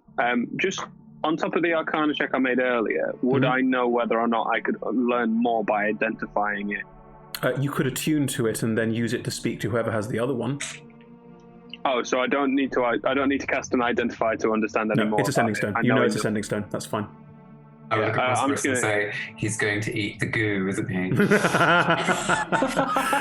And I with think that comment... Everybody always eats the goo. And with that comment, I'm real sorry. We are out of time, everyone. Oh. I don't want any goo. Right. Don't choose the monstrous artifacts. Oh, thank you for joining us, everyone. Fantastic stuff. We'll pick up there next time with the ship leaving the harbour with with all of this information and using it. And you can conjecture at the beginning of the next one. I'll give you time for that, absolutely. If you enjoyed tonight, we play every Monday, night for us in the UK, 6 p.m. to 9 p.m. GMT. That's 10 a.m. to 1 p.m. PDT, or we might be out of summertime now. But yes, do check your calendars. We are on, and we'd love to see more of you. We also stream some other shows. We currently have a show called Undergods that runs in a monthly slot with us. That's you can check that out on the first Tuesday of every month, and there may be some new things in the pipeline, so stay tuned, everyone. More on that very, very shortly. All of our shows are streamed at twitch.tv/adventurerswanted, often hosted at twitch.tv/D&D, and you can find all of our content archived at youtube.com/adventurerswanted. We're also on Patreon. That's patreon.com/adventurerswanted, where you can patronize us and gain access to insider information about what we do and help us make what we do at this point in time. Massive thanks to our sponsors, HeroForge.com and UltraPro.com, and our supporters D&D Beyond, Idle Champions of the Forgotten Realms, Level Up Dice, and Zavi.com. Join us in the Twitch chat now. You've got maybe 10 seconds left to win. Where's the Dan Owlbear? There it is. I don't know. You've got 10 seconds to say something and be in with a chance to win this Owlbear UK address holders only. Thank you. On social media, we are Entrance250 on Twitter. Everywhere else, we are Adventurers Wanted. Lovely stuff. Thank you, everyone. Sorry we're so tight on time and have to rush a little bit. Thank you very much, everybody. We'll see you all next time. Bye-bye. Bye. I want an owlbear. Oh, no.